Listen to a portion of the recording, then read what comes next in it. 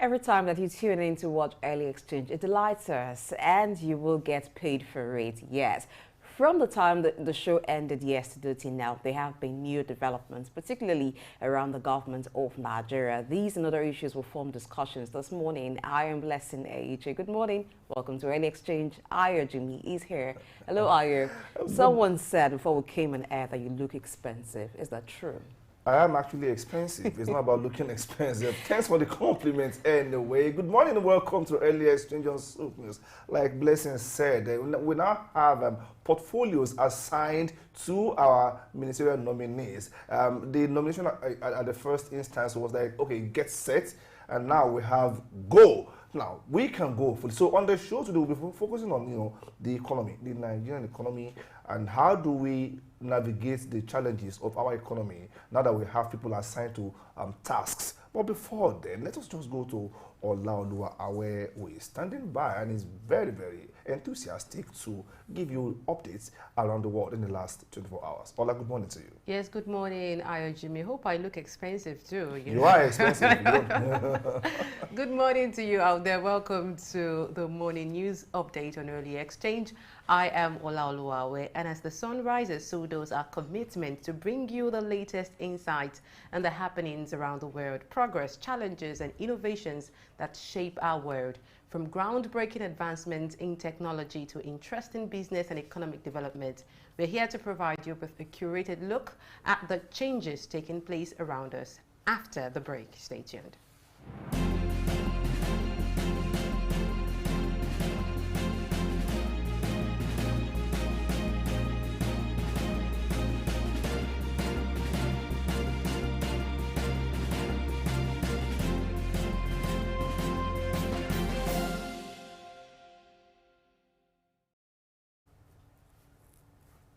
We start from Nigeria. As always, President Bola Tinubu has revealed the portfolios of confirmed ministerial nominees, with Nyesom Wike as the head of the Ministry of Federal Capital Territory (FCT) and Dele Alake leading the Ministry of Solid Minerals Development. Notable appointments also include Wale Edo as Finance and Coordinating Minister of the Economy, Adegboyega Oyetola in Transportation, and David Umahi overseeing Works. The list includes, among others, Bosun Tijani as Minister for Communications, Innovation and Digital Economy, Ishaq Salako, State Environment and Ecological Management, and Festus Keyamo, Aviation and Aerospace Development, among others. These are the people Nigerians should hold responsible for managing and shaping the policies, initiatives, and development in their respective areas under President Tinubu's leadership. The expected result is the efficient functioning of the government, improvement in various sectors, and the overall well-being of the citizens through well-executed policies and initiatives. And away from that, the European Union, EU, has chosen 5 Nigerian universities to launch MSc courses in Artificial Intelligence, AI. The initiative will span 36 months, as mentioned in a statement by the Director of Information and Public Relations at the Abubakar Tafawa Balewa University, ATBU, in Bauchi, Zelani Bapa. The participating universities are Abubakar Tafawa Balewa University in Bauchi, University of Port Harcourt, University of Abuja, Obafemi Awolowo University in Ife, and Michael Okpara University in Umudike. The EU's Culture Executive Agency has granted approval for this program, aiming to establish an international MSc program in embedded artificial intelligence as part of its vision for enhancing human capacity development in higher education, with the potential to enrich Nigeria's higher education training curriculum with cutting-edge European standard technology. The initiative will help integrate advanced AI capabilities into embedded systems, improving engineer skills in modeling, design, and analysis. Now, the Lagos State Government's Domestic and Sexual Violence Agency, DSVA, organized support and healing group therapy sessions for more than 50 male domestic violence perpetrators. This initiative, overseen by the Executive Secretary of the Lagos State DSVA, Titilola Vivo Adeniyi, was established with the primary objective of addressing the psychosocial well-being of the state's citizens to address rising sexual and gender-based violence cases. The sessions focused on educating the perpetrators about managing emotions and healing from childhood traumas that contribute to abusive behavior by replacing negative coping skills with positive ones, which will also improve their relationships. While the sessions took place from June 10 to August 9, 2023, Mrs. Vivo Adeniyi assured that the sessions will continue, particularly for survivors who want to remain in their relationships while seeking an end to the cycle of abuse. And away from that, Governor Sheriff Oboreviri of Delta State has shown deep concern over the unfortunate incident involving the collapse of Seplat Energy Limited's oil rig, while expressing sympathy for the loss of one crew member and the 3 missing individuals. He has urged the company to initiate an urgent search and launch an inquiry into the incident's circumstances. The governor's proactive approach reflects his commitment to ensuring the safety and well-being of all involved. His call for improved rescue efforts and preventative measures demonstrate his dedication to preventing similar incidents in the future. But is this constructive response enough to foster the necessary secure environment and responsible practices needed for a safe oil industry? Well, away from Nigeria, Ghana has introduced a 10% tax on betting and lottery winnings effective from Tuesday. The Ghana Revenue Authority (GRA) will deduct this withholding tax from payouts. However, the tax won't apply if a game is cancelled and the payout is equal to or less than the stake. Lottery operators must modify their software to display stake amounts, winnings, and withheld taxes during payouts for better tracking by the Revenue Authority. While criticized by some young Ghanaians who see these winnings as alternative income, the GRA aims to enhance domestic tax revenue, citing Ghana's low tax to GDP ratio compared to neighboring countries. Non-compliant operators risk losing their licenses, and this taxation initiative is part of Ghana's effort to recover from a recent economic crisis, with the IMF bailout program encouraging expanded tax collection and domestic resource mobilization.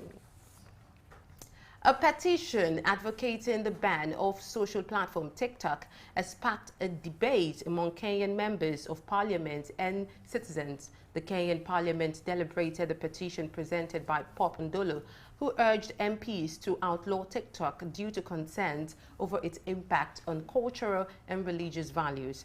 The petitioner highlighted weak regulation leading to offensive content proliferation. The petition emphasized that TikTok's popularity among Kenya's youth showcases inappropriate content promoting violence, explicit material, hate speech, addiction potential, data privacy breaches, and offensive behavior, posing a threat to cultural and religious values. Opinions on the ban vary, with some favoring it to safeguard values and others opposing it to preserve technological growth and content creation opportunities. Some lawmakers propose stricter content regulation instead of a complete ban. But let's take a breather. We'll be back with more stories outside of Africa.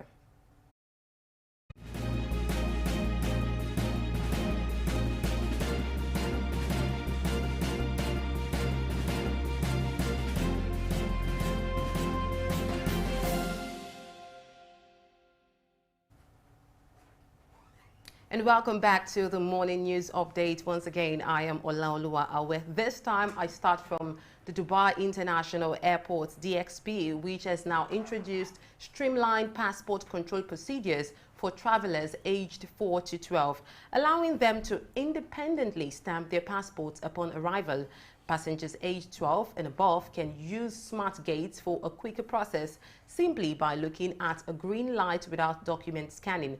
These measures are part of DXB's preparation to accommodate an expected influx of 3.3 million travelers over the next 13 days, with peak traffic projected on August 26 and 27, according to Dubai Airport's website. The airport operator is collaborating with various stakeholders to ensure a smooth travel experience and advises residents picking up guests to use designated car parks or valet services. Swiss bank UBS has agreed to pay $1.4 billion to settle fraud claims related to the 2008 financial crisis in the United States. This resolution concludes the last case brought by U.S. prosecutors investigating banks' conduct leading up to the crisis. Prosecutors allege that UBS had misled investors by misrepresenting the quality of mortgages packaged and sold to investors in 2006 to 2007. UBS did not admit or deny the claims, but stated that it had already allocated funds for this matter.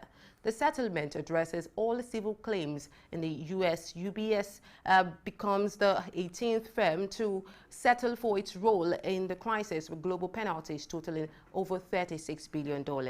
This settlement reflects the significant consequences of misrepresenting information to investors and emphasizes the penalties for such actions.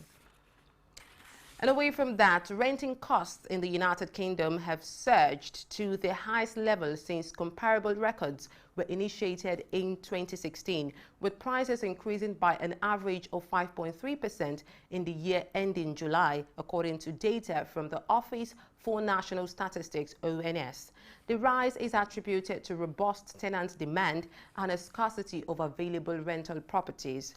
While the inflation rate remains elevated at 6.8%, putting pressure on household budgets, the competitive landscape among renters has intensified, with a noteworthy shift from an average of 6 viewing requests per available property in pre-pandemic 2019 to a staggering 20.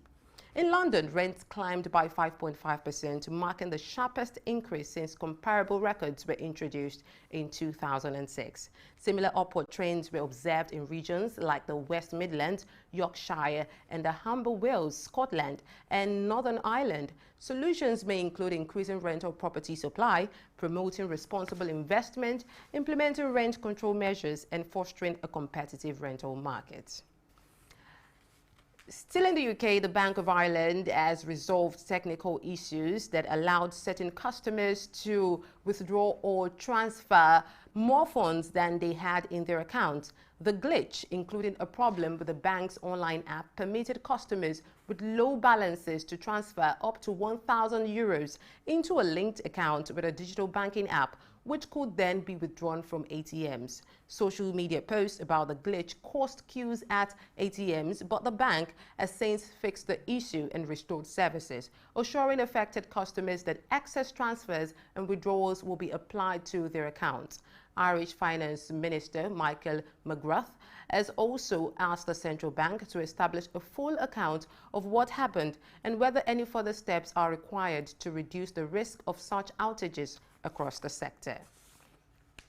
European champions England has secured its place in the FIFA Women's World Cup final by defeating Australia 3-1 in a gripping semi-final held at Sydney Stadium, Australia.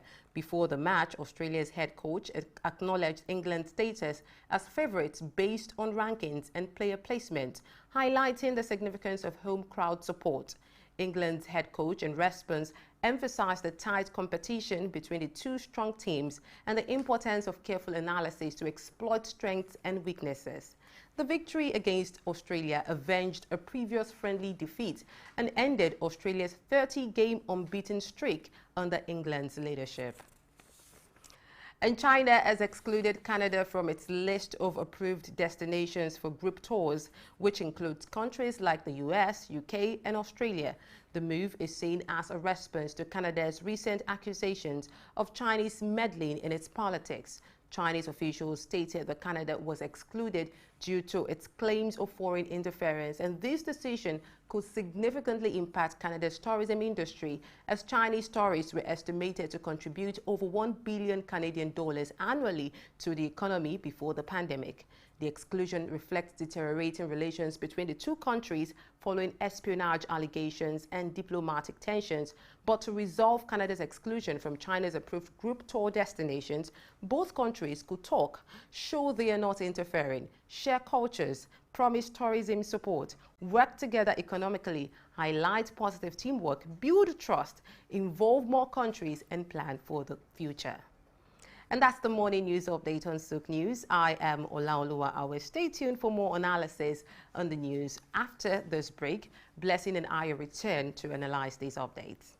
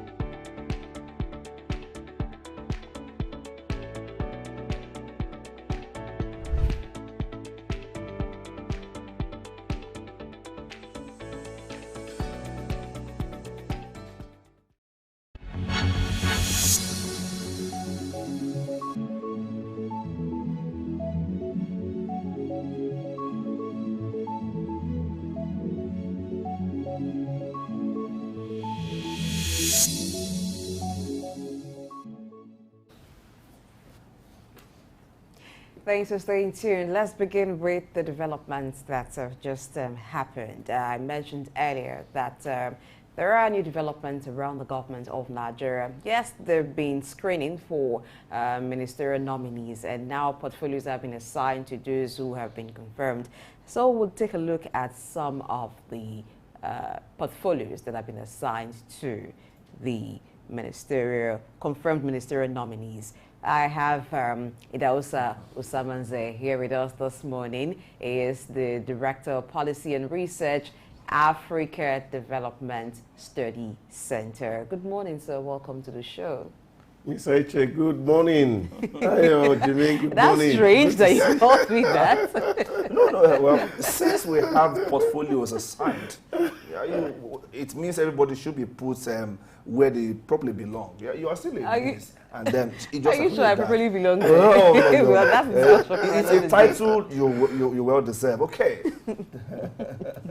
All right, we will look at some of the developments. So on the news, we just heard again that Nyesom Wike has been assigned the portfolio of head of the Ministry of Federal Capital Territory, Dele Alake leading the Ministry of Solid Minerals Development.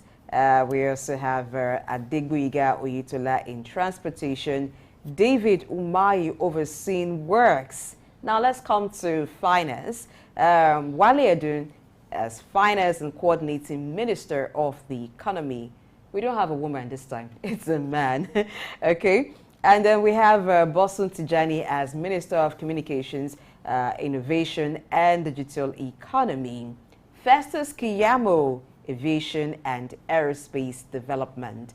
Now, these are some of the portfolios that have been designed. So these set of people will be held responsible for the performance of the ministries they will now oversee. Idausa.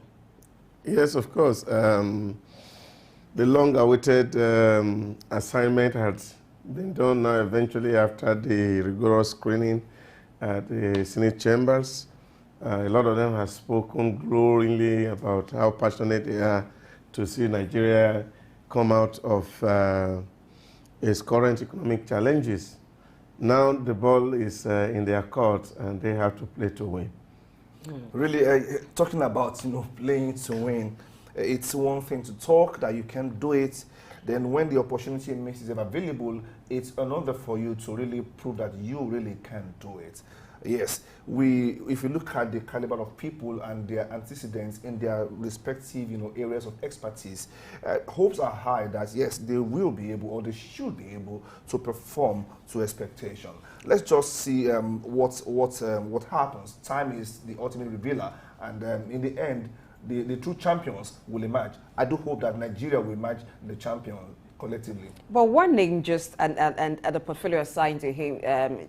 it's kind of interesting for me, Festus Keyamo to oversee aviation and aerospace development. It also, is that something you expected? Is that a portfolio you expected for Festus Keyamo? For me, really, I wasn't expecting Keyamo to be at the aviation ministry. I really would have expected somebody who had some pedigree to understand what is happening within that sector to actually have championed that ministry, because for us, it is sensitive. It's sensitive, and I don't think it's needing somebody who is very combative.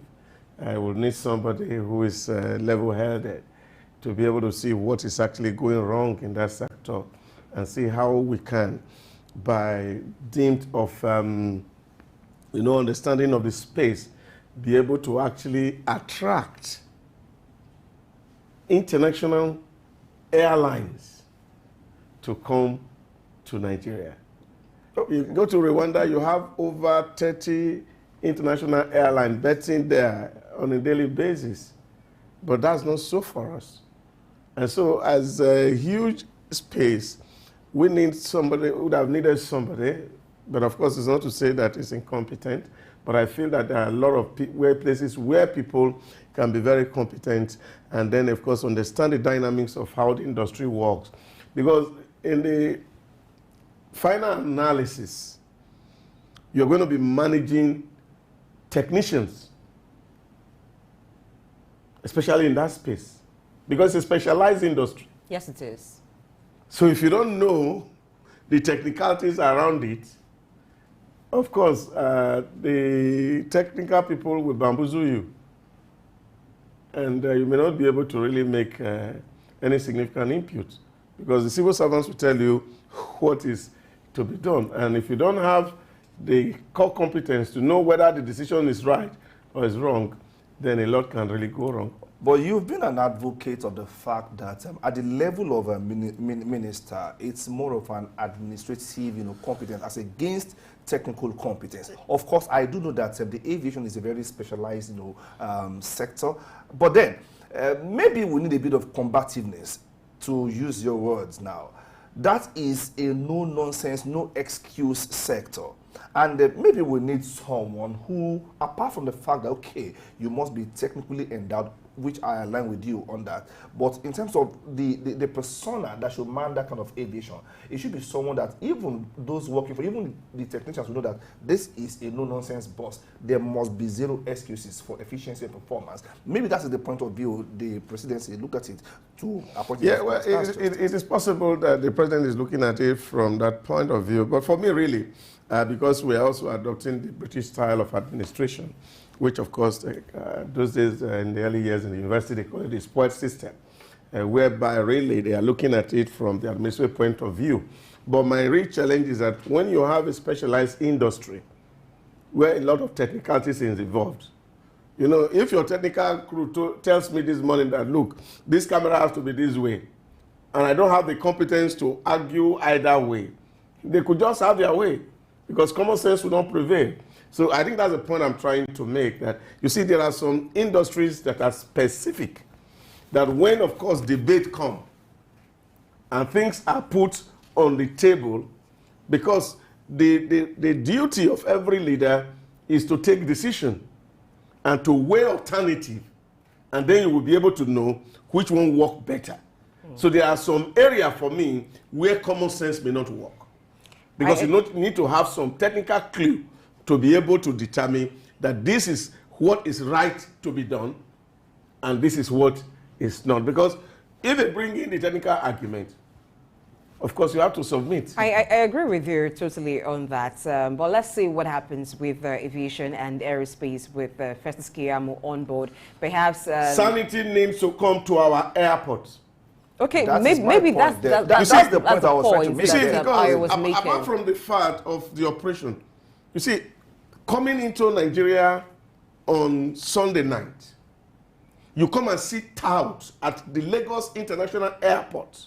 Perhaps that would disappear with the Keyamo. Yes, that's what I said. Which is scary for every traveler. And they are there extorting people. And this is a situation which really is bringing negative image to the country. You see some of them that are begging, some of them that are trying to swindle people. And pickpockets. And all those areas should be really for people who have work to do there. So I think that cleaning needs to be done, because there are a lot of people who are in the Nigerian airports that have no business being there. Maybe that's why, now that we have a new sheriff in town, like they say, maybe it's no longer business as usual. So perhaps there's a way to balance this up. And talking about the technical skills, he may not have been a professional in that line, but perhaps has some key knowledge and key skills that will help in that area. But again, the way civil service work, of course, there's also a liberty for him to actually employ consultants who can actually help him. Okay, so there's a way around it. There's a way around it. And then we'll move on now to education. You know that technology and it's just the way to go. We'll talk about AI, artificial intelligence. This time, it's coming to the Nigerian education sector, as the European Union has chosen 5 Nigerian universities to launch MSc courses in artificial intelligence. Now, the schools that have been chosen for this, we have Abubakar Tafawa Balewa University in Bauchi State, University of Port Harcourt, University of Abuja, or Bafemi Awolowo University in Ife, and Michael Okpara University in Umudike. Were you expecting to hear maybe Unilag, for instance, University of Ibadan, University of Benin? Are you? Well, for me, it is immaterial which schools they start with, as long as the schools have the competence to deliver on the mandate given to them. Of course, if this is an EU initiative, they have the prerogative to decide after consultation which schools will be the flag of points of call here. For me, none of the schools mentioned here can be written off. And what is more important for me is the fact that education and the curriculums that we are, brandishing, they are now evolving with changing times. The kind of need that we had at independence was just to find administrators to fill the void left by the colonial master that just left, and that just left the places. But now, we live in an AI world, and if this is coming, it's a 36-month program. It is, like people say, a very welcome development. That's just for me. Yeah, but I feel that it's just expansion that we're looking at here. It's not as if it's completely new. Because if you mention, for example, Unilag, they've won a lot of laurels in that regard, especially in the computer science department of Lagos. So they're doing excellently well. So for me, really, this is expansion, extending hands to other places so that at least, because like we have argued here before, the new oil is actually data. And then, of course, every university should actually be working towards growing competencies in this area. And I don't think we even need EU support to be able to think about it. And I think universities themselves should understand that this is where the world is going. And they must position themselves to move with the world. So what EU has done is just to give us some help. And stimulate conversation. Yes, we must be able to help ourselves. Definitely. And channel our resources to where it actually matters. Let's move away from Nigeria to Ghana, where the Ghanaian government has introduced a 10% tax on betting and lottery winnings effective from Tuesday. Now, according to the Ghana Revenue Authority, they will deduct this withholding tax from payouts. But however, the tax won't apply if a game is cancelled and the payout is equal to or less than the stake. But for those who bet, they feel like this is some form of alternative income. So if your taxes on what we earn, maybe for a regular job, should you also tax what we get from betting? Well, I am not into the legal profession to do some interpretation, essentially. But I do know that there's something called taxable income. Okay, winning from lottery is, well, if it is seen as an economic exercise in the first place, then it should be taxable. That's why I would have needed a bit of legal clarification here. Yes, they will feel that way because you are reducing what is coming to them. They are being taxed. This is not a case of double taxation. They may be taxed at their regular 9-to-5 jobs. That is different. But they are still earning income from betting, and government still has a regulatory role to play in this. So if this is taxable, as I say, then they're just crying foul, the way I say it. But looking at the percentage, 10%, is that high, Idosa? Well, I think it's high. But for me, it's also to look at a policy goal objective of why the tax is imposed. Now, for me, if it's to discourage betting, I would have applauded it. But in this case, from the news, is to raise revenue for government. For me, that's really out of the question. Because what betting actually do for society is that it makes people very lazy. And that's why in the Asian economy, they really don't tolerate it. Because people are looking for a cheap way to make money. And I don't think that's what government should be encouraging. And for us in Africa, there's a challenge that is before us. That there's no shortcut to success, no cheap way to make money. And what do you find? You see a lot of people who even get into crime to bet because they're just looking at cheap way to make money.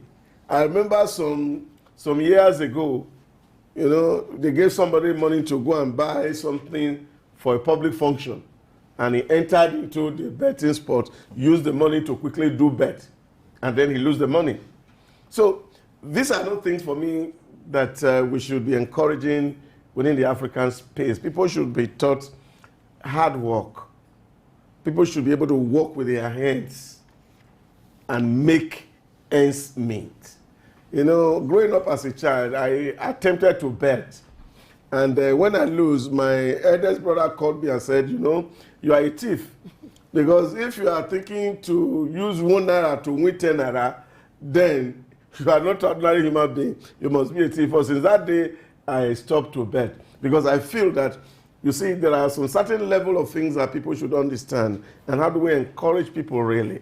So, but when you're taxing it, you're actually giving it the legal kind of backing for people to encourage to do betting. For me, I don't subscribe to betting. My worry is on the addiction part because gamblers, whether you like it or not, betting is gambling. It's gambling, yeah. So gamblers, they suffer from this addiction that whether or not they lose, they still want to put in money. They still want to stake something for the next bet in hope that they will cash out. You are right there, because I do remember the story of a young man who was suffering, and some members of his alma mater came together, rather than brought some money together and gave him money to go and start a small business. You know what he did? He went to the betting agent and he spent the money on betting, hoping to win. He lost everything. To even come back to his, I mean, he was hiding from them because they were asking for, they were not asking for returns. They were even asking to see how well he was doing. He was hiding, just the same way Adam and Eve were, you know, hiding. When they were naked. They were naked. He was naked. So it's addiction.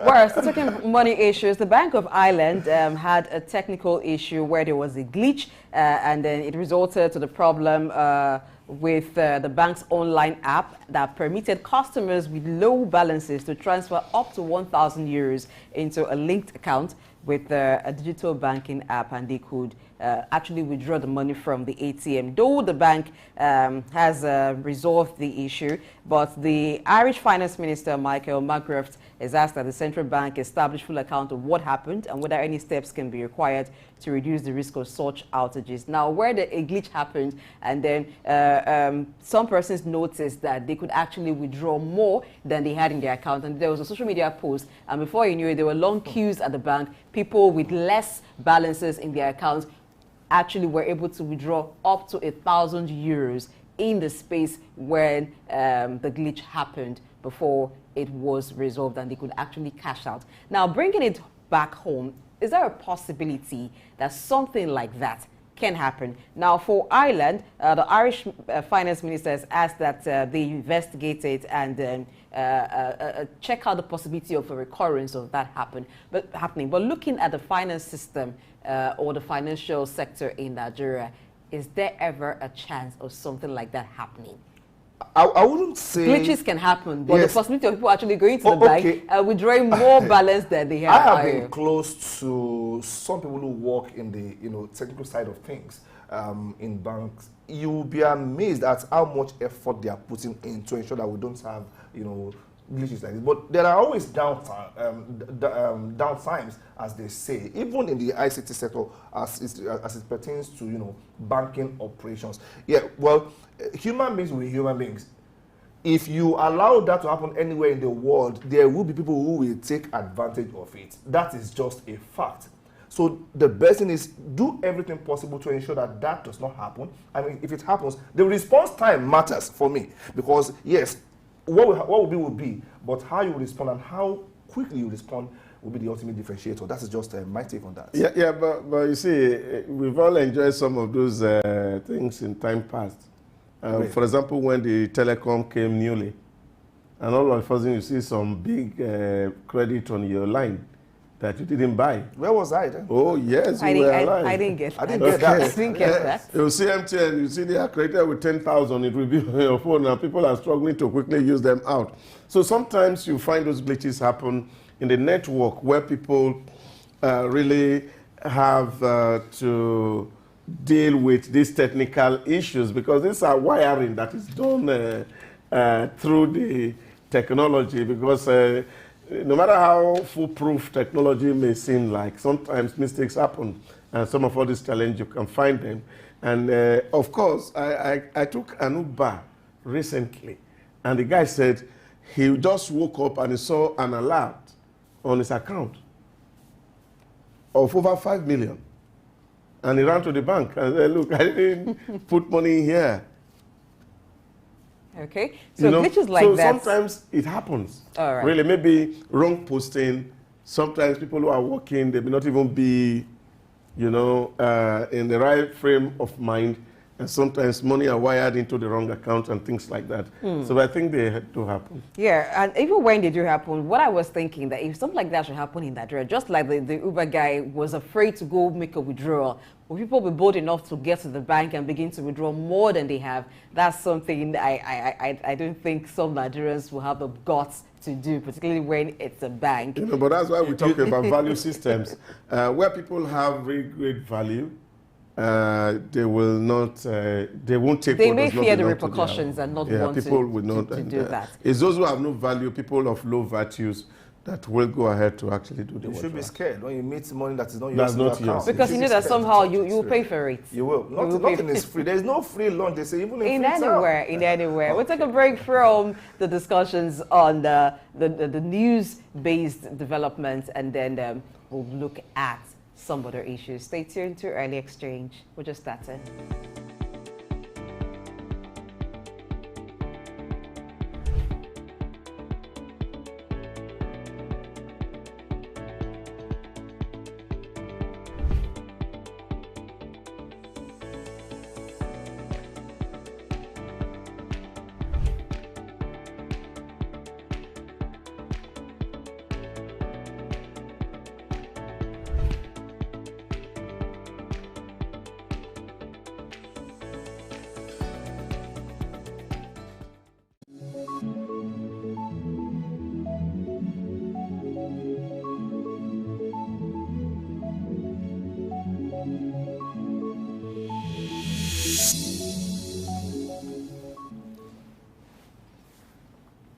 All right, thank you for staying tuned. Our curtain raiser today in the deep dive segment is the Nigerian economy. Of course, like we established when we started the show today, we have the unveiling of our ministers and their portfolios.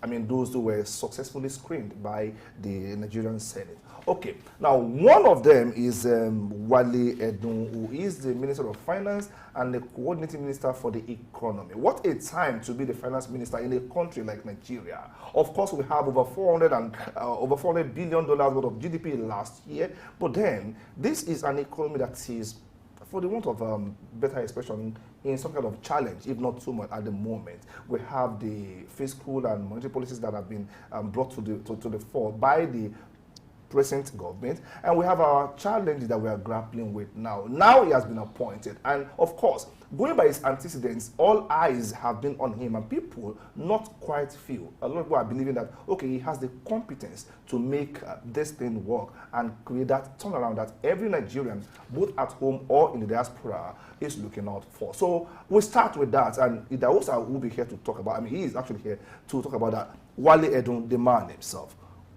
Is he, or why is he the man for the job? Well, I think for me first to say congratulations to him, because I don't envy him, especially in a trying time like this. because we have to save our economy, and therefore very tough decisions had to be taken, and there will be a lot of people out there who are going to be hard on him.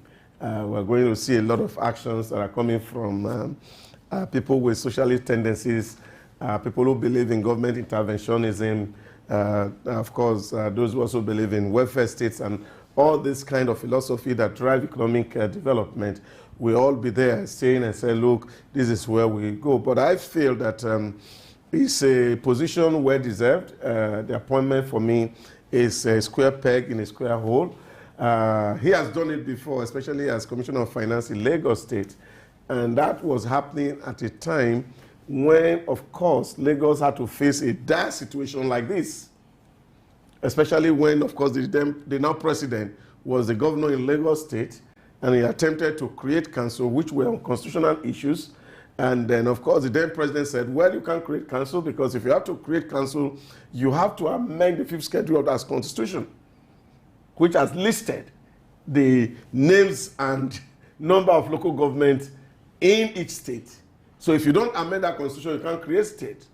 And because of that, they said, well, we won't give you allocation until you revert to the old order. And of course, the president now, who was then governor, knew what he was doing, and he put his feet on the ground. And now, of course, the federal government was not sending allocation to Lagos for local government. And then Lagos had to look for creative way, one, to generate revenue, to be able to support the structure that was on ground. And for 7 years, Wale Edun did creditably well, and Lagos is what it is today because of those foundations that were laid. So these are the same times that we are in Nigeria at the moment. We're looking at paucity of resources. We're looking at economic not performing well, fiscal and monetary policy not aligning. So you're looking out for a man here who is taking on a job to be able to see how to align both monetary and fiscal policy so that we can drive same direction. But I think one of the things that he did in Lagos, which is also very, very important to us as a nation today, is how we can deploy e-governance so that we can put eye on all the revenues and block all the leakages from which revenue flies away from the space. And I think that if we can pioneer that in Nigeria in the next 1 or 2 years, and we can block all the leakages and all the loopholes through which revenue disappear, a lot will really go well for us as a nation. All right, let's look at some of the challenges of the economy. You mentioned earlier that you do not envy the Minister of Finance, Wale Edun, because of the challenges that is coming into and will need to take care of. Let's start with inflation. You talked about monetary and fiscal policies. Now, along that line, tackling the rising inflation in Nigeria, what would you set as an agenda? What would you expect him to do in respect to tackling the high inflation in Nigeria? Yeah, I am also hoping that we're going to have a CBN whose philosophy will align with Wale Edun's philosophy in terms of how monetary policy should be driven. And because there are a whole lot of things that are really challenging for us as economy. The other time we spoke about the very high interest rate. The borrowing rate in Nigeria is criminal as we speak. And of course, that cannot help any economy to grow. Because what we're looking at is that if you have a business that you can run, and then you can make a profit of 28%, then that must be a very lucrative business. I don't see any business that anybody can run genuinely and make a profit of 28% without defrauding the system, if we have to be fair. So this is really where the problem in the economy lies. And that monetary policy had to be revisited. We have to look at what are the risk factors. People talk about the cost of borrowing, and that's what commercial banks always talk about. You know the cost of fund, the cost of capital. For God's sake, the capitalization of our bank was supposed to say that equity has been raised, that every bank has a minimum of 25 billion to be able to do business. So where are we procuring this capital from? That the cost is so high that we cannot lend at a digit. This issue has to be examined critically by the minister, sitting down with whoever will become the CBN governor. Then, of course, we also have to look at the fiscal side, to look at the taxes, multiple taxation does not allow companies to breathe. The local government is taking some, state is taking some, federal government is taking some, and at the end of the day, there's really nothing that is left. But also understanding that, of course, when you are collecting rates and taxes from company, all they do, they pass it over to the final consumer. And what that does is it drives prices up. And what causes inflation, especially here, is even the price of food. So these are issues that we will need to deal with.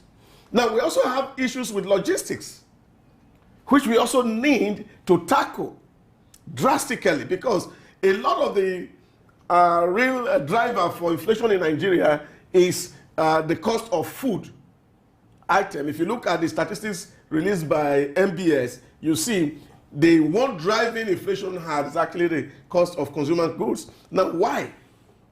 Because we have problem with logistics. No good roads, no access to farm, people cannot convey what they have. Now, these are all issues. Our port has issues. We have not been able to expound our port systems. These all have to be taken care of as this minister take his seat. The Nigerian free trade zones have to be activated. We have free trade zones in name, but they are not functional. Okay. If you go to the UAE, you see free trade zone working excellently well. People are coming from all over the place, setting up companies in the free zones. But in Nigeria, we have not had that. At least it's only Lagos that is having a free trade zone that seems working. So all these areas have to be concentrated on by the new minister to see how we can drive the conversations so that we have a robust economic policies that will bring the shared prosperity that we are talking about. Okay, so let's look at the issue of national debt. Okay, now, when you look at the promises made by the present administration, people are asking where would they get the fund from? Taxes are just one part of it, and you are against, by what you said, multiple taxation. Okay, some are saying, okay, maybe we should borrow some more, even though some say that our borrowing rate is too high. When you look at the debt to GDP ratio, it's high. How would you advise this new minister to handle the issue of debt so it doesn't become like another strain to us as Nigerians? No, just a correction. The debt to GDP ratio of Nigeria is one of the lowest in the world. But based on our resources. So that's why I said we should make that correction. Okay. The debt to GDP ratio in Nigeria is one of the lowest. The real problem with debt in Nigeria is that the debt to revenue ratio is what is excessively very high. Now, what that means for us is that if we have enough revenue coming in and all our leakages are blocked, government will have more revenue coming in, and therefore that gap between revenue and borrowing rate will be able to manage and balance it. And then, of course, you can still borrow. If you look at and do a comparative analysis of even the most civilized countries in the world, check, for example, America. America has already exceeded 100% of debt to GDP ratio. If you go to Saudi Arabia, they're about 70% debt to GDP ratio. If you go to the UAE, it's about 102%. And in Nigeria, we're just 23% debt to GDP ratio, which is about the lowest in the world. So what that means for us is that once we can increase our revenue profile, we can borrow more and invest in critical infrastructure that will bring about the job that we all are craving for, that will bring about the prosperity and a buoyant economy that all of us will be proud of. Talking about investment, now Wale Edun has had a career as an investment banker. What would need to happen to attract both local, domestic and foreign investments to boost the economy? Yeah, I think we also know that there are a lot of encumbrances from regulatory agencies of government, and of course that needs to be streamlined. These are issues that a lot of people have to look at, and that's very critical. Now, people are also looking at the security of their assets. If I'm going to bring fund into your economy, how safe is that fund? Take, for example, you bring an Israeli and say, come and do farm in Nigeria, and then they invest so much money in farm, and then at the end of the day, Boko Haram will not allow them to go to farm. That's a big problem. And this is issues that, of course, we also have to face frontally because they are all interconnected. You know, like the management scientists call it today, we live in a VUCA world. That C in VUCA is the complexity of the economic world. Everything is connected to the other. Now, for a foreigner to bring money to your economy, you must be sure that it can operate and it can make profit. That's on one hand. Now, it must also be sure that the monetary policy of your state will allow him to repatriate his profits. Because every businessman who gets money into business, all that is looking out for is profit. Now, if you make money and you cannot take your money out, as we currently have during the last administration, where a lot of airlines who did business in Nigeria cannot take their profit away, or even the money that they have made legally in the economy, because we are saying we have problem with forests, then of course that will not be something that will encourage foreigners to bring in money. And I think as the special advisor on the president on monetary policy, Wale Edun has actually already addressed this critical issue to say people who bring in money into economy, they should have the liberty to take their money away. Now, once that ecosystem is created, where people are sure that they can repatriate their fund, and they can also make profits legally, and of course, there is support infrastructure from government, then of course, FDIs will sure come into the country. Okay, before we go on this particular segment of the show, Anna, the CBN is being investigated as we speak now, and that speaks volumes for a country like Nigeria. And now we have a new minister. Of course, the CBN is under his purview, so to speak, in the context. What should be the body language in terms of ethics, values, and accountability that should come from the top to the bottom? You see, if you have read the book written by Miles Monroe, The Burden of Freedom, you will remember that Miles Monroe says there are two values that are very critical to success in life, but which is completely lacking in the third world country, is the principle of accountability and the principle of responsibility. Now, audit is a governance issue. It shouldn't become a problem for us to submit our books to be audited, that things are done in line with the laws of the land. It's not every time that audit is taking place that, of course, that corruption has taken place. Because that's the way we look at it. Once they say, bring your book and let us audit it, people are thinking, oh, somebody has stolen money. Most of the time, it's always not like that. You must realize that from time to time, you see, people need to balance their book and see whether we are playing according to the rule, whether we are violating some laid down regulations, whether compliances are followed. These are the issues that come up in audit. And sometimes you find that once it's done properly, government analysts see where things went wrong. And if, of course, you also see that there were variations in prices and the rest of it, then it becomes open to the government and help them take decisions on how to channel funds and resources. So audit for me is something that is natural, is something that we should do from time to time. And we should not wait for 1 year or 10 years before we start to audit our Is investigation the same thing as auditing? CBN is not being audited, it is being investigated. No, it's forensic audit. That's what it's called.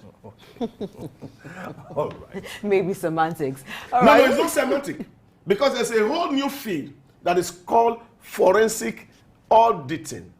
And what you're doing is to be sure that all the documents that are tendered, they are all right and they are all actually representing what they should represent, to be sure that there are no infractions in all the transactions that have happened. So it's not that somebody saw money missing somewhere, but it's to look at the operation of the CBN in the last 8 years to see that things were done according to law.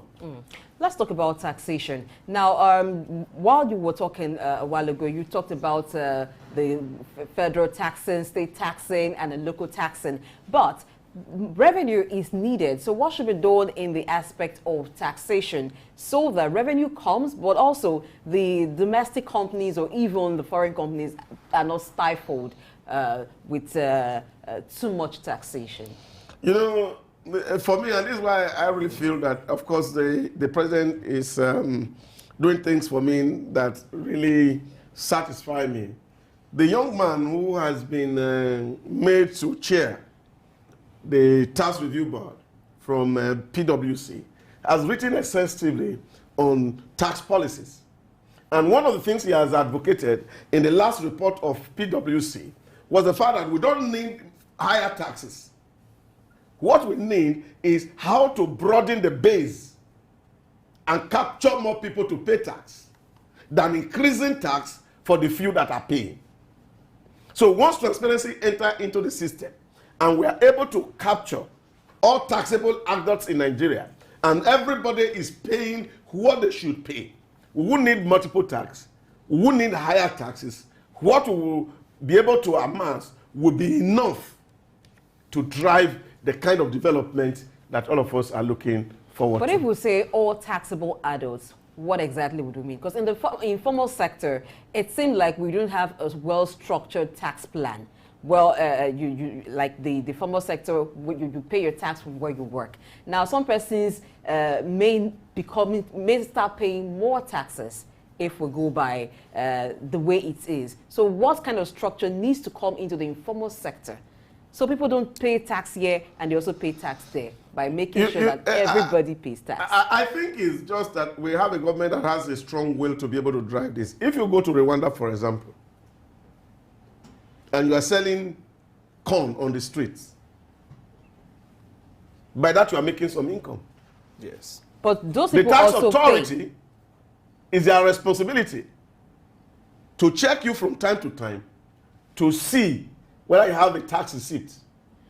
Some of them in certain areas, particularly close to market areas, they give them things like tickets that they pay to the local and that is what I'm saying.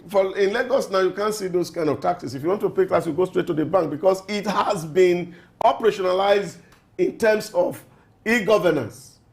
You can't pay tax to an individual with ticket. You go to the bank, they give you a tax receipt. It's as simple as that. So nobody is going to collect it from the back end. If they give you a fake receipt, the system will catch with you. In short, something happened 2 days ago. My friend called me and said he got an SMS from Lagos State government that he has contravened a traffic offense. And he said, I didn't drive. Wow. I didn't drive. So he was calling his wife and said, where did you drive? And so he said, okay, he just tried to enter into the system to check what was the detail of the offense said. You know what? They told him, in the last 2 weeks, your insurance is expired. So you are driving without insurance. Wow. So state can capture that. Now, once we can put systems and structure in place to drive these processes, all these people that you're talking about, everybody will be captured in the tax net, and then the base become broader, then there's more revenue for government to spend, and then, of course, all of us can collectively be happy and prosperous. Okay, thank you very much, Dahosa Samanse, for those insightful analysis. They would do wish the new Minister of Finance and the coordinating Minister for the Economy, well, we believe in you, Nigerians believe in you, and we do believe that. Well, in another 3 months, 4 months from now, we'll come to this particular topic. We should be talking about some good things that have happened to our economy. At the end of the day, it will be our collective responsibility to shape the new Nigeria that we want. We'll go on a very short break, and when we come back, we will still take a look at yet another part of our economy. Please stay tuned.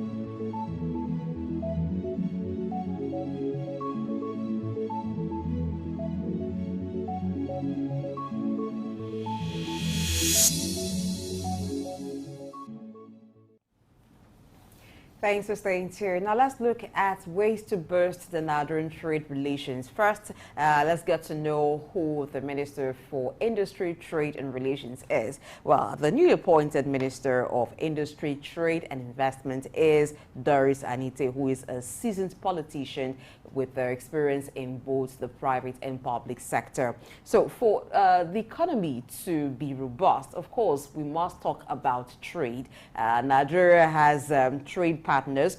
The major trade partners that Nigeria currently has are China, the United States, Netherlands, India, and of course the United Kingdom. But there could be more because there are other countries. And sometimes when we look at the balance of trade, it sometimes ends in deficit for Nigeria because we're largely import dependent. So how do we shore this off to ensure that at least we achieve a balance of trade, if not having more of exports, but let's have a whole lot to export than we import at the very least. So how do we achieve that? This is why we'll be looking at ways to boost trade relations in Nigeria. Sam Oroji, who is Director, Research Policy and Development, Femi Wash Limited, is in the studio this morning. Good morning, sir.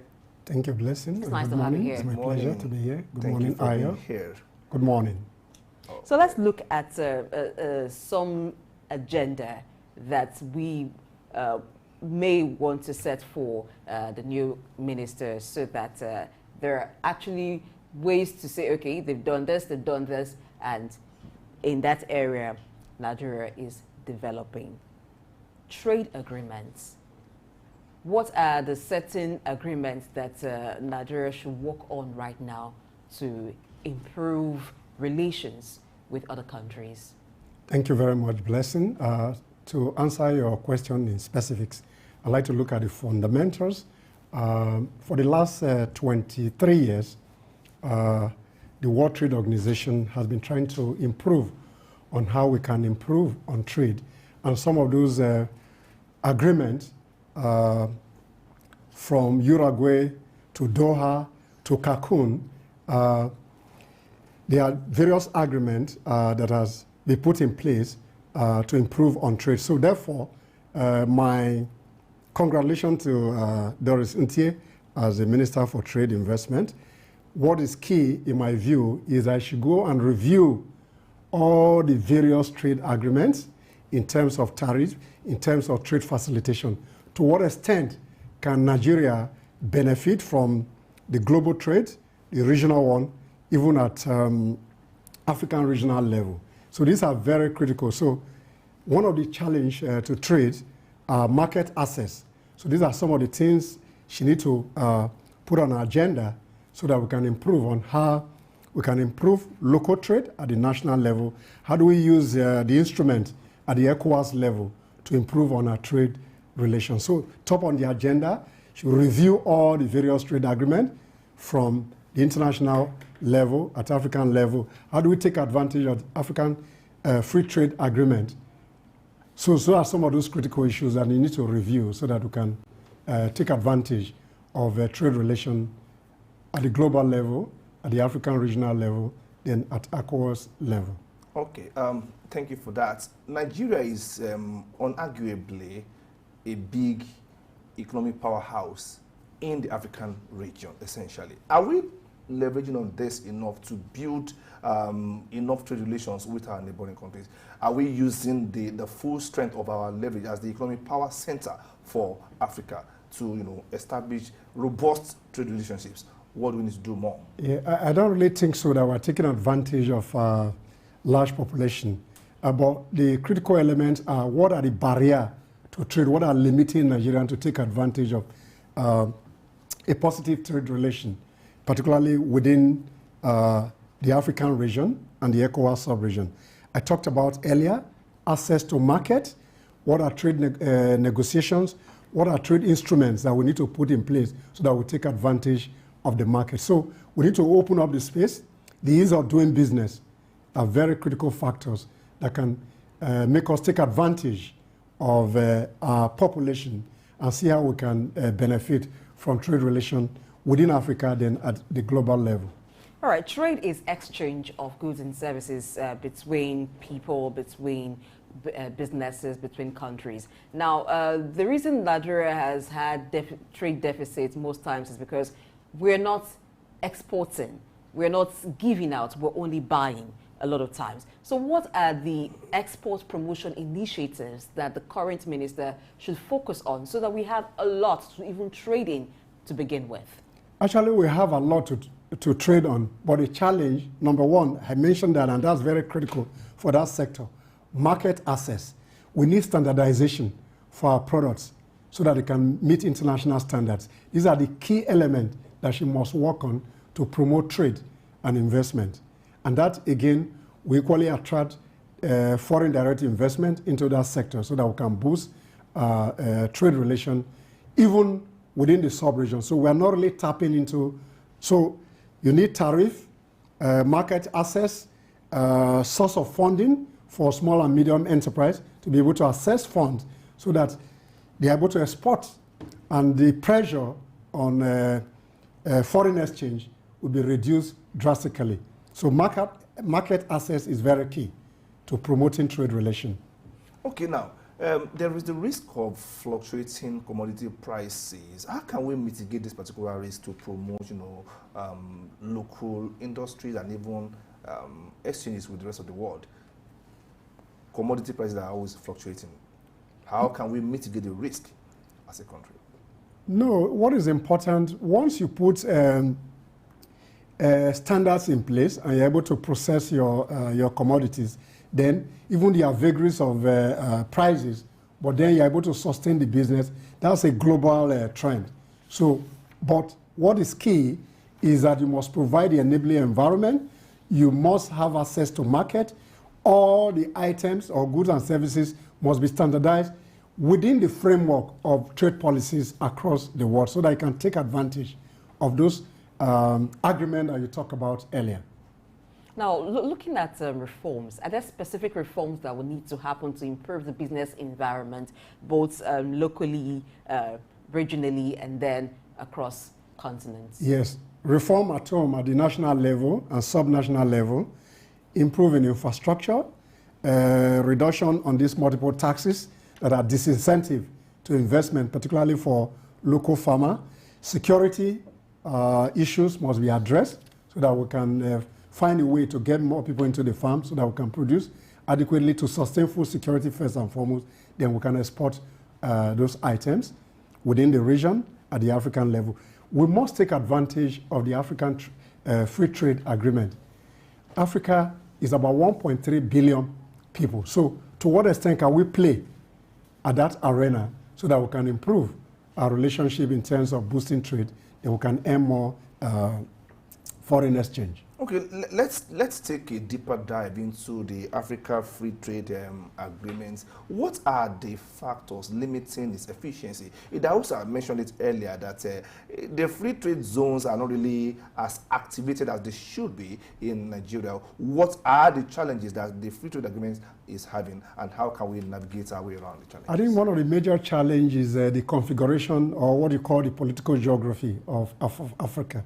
You have Portuguese Africa, you have French Africa, you have English Africa. So that political will to be able to galvanize political leader to see how this agreement can sustain our existence as a continent. So that's one of the major challenges. Two, how do we reform the finance sector, the banking sector, in terms of how we can make payment more simpler for those who operate within that market to be able to access their fund and all that. Those are the key major challenge currently. So since 2021, that agreement has been in place. In terms of the benefit, we have not really seen the benefit. So the political will to drive that process is very key, and that we need to open up the African market so that we can trade from regional blocks into the continent so that we can enable trade to flow. But the informal sector, the trade elements are there, but we need an official element so that we can trade within ourselves. Look at the cost of travel within Africa is very expensive. Trying to transit from West Africa to East Africa will cost you over ₦1 million. Those are some of the disincentives to trade. So therefore, standardization in terms of the agreement must be worked on. The political will to drive that process is very key. We don't just go into a conference arena, sign an agreement, and we are not able to implement it properly.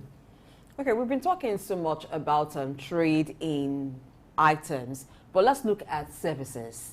What should be the focus around it? Because we have a young and growing population. A large percentage of our population are young people. And apart from exporting products, some countries also export human capital. So in terms of trade now, what should be the direction to ensure that we also have that too, to export? Yeah, there must be a balance between goods and services. But what is key for me is that within those agreements you talk about, there's one that addresses intellectual property. So how can we protect the intellectual property of Nigerians who want to operate in those spaces? So the government must provide that enabling environment to encourage people to provide services.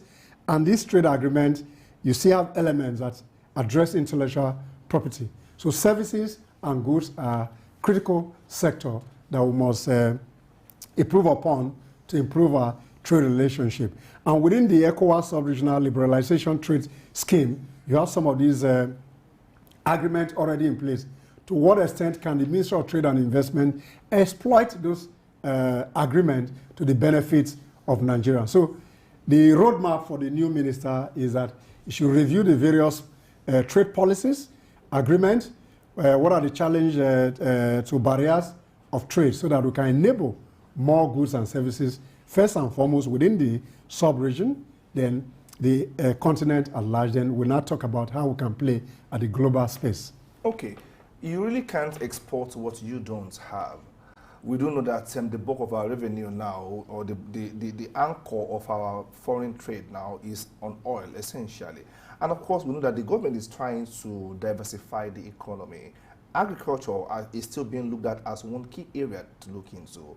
What more do we need to do? Because if we can boost productivity in the agricultural sector, then that feeds into trade, that feeds into investment and exchanges. What should we do differently this time around, beyond fertilizer policies and so on and so forth?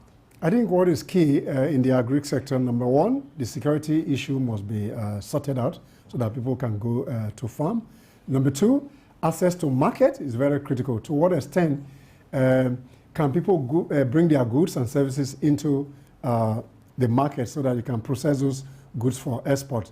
So key, processing, packaging, ease of doing business. Then the government should provide incentive, export incentive, so that people are encouraged to invest in those sectors. So investment in terms of infrastructure is key. The tariff, tax holiday, export free processing zone, we have few of them, but they are not really activated to that. So we need to optimize what will benefit from those export processing zones.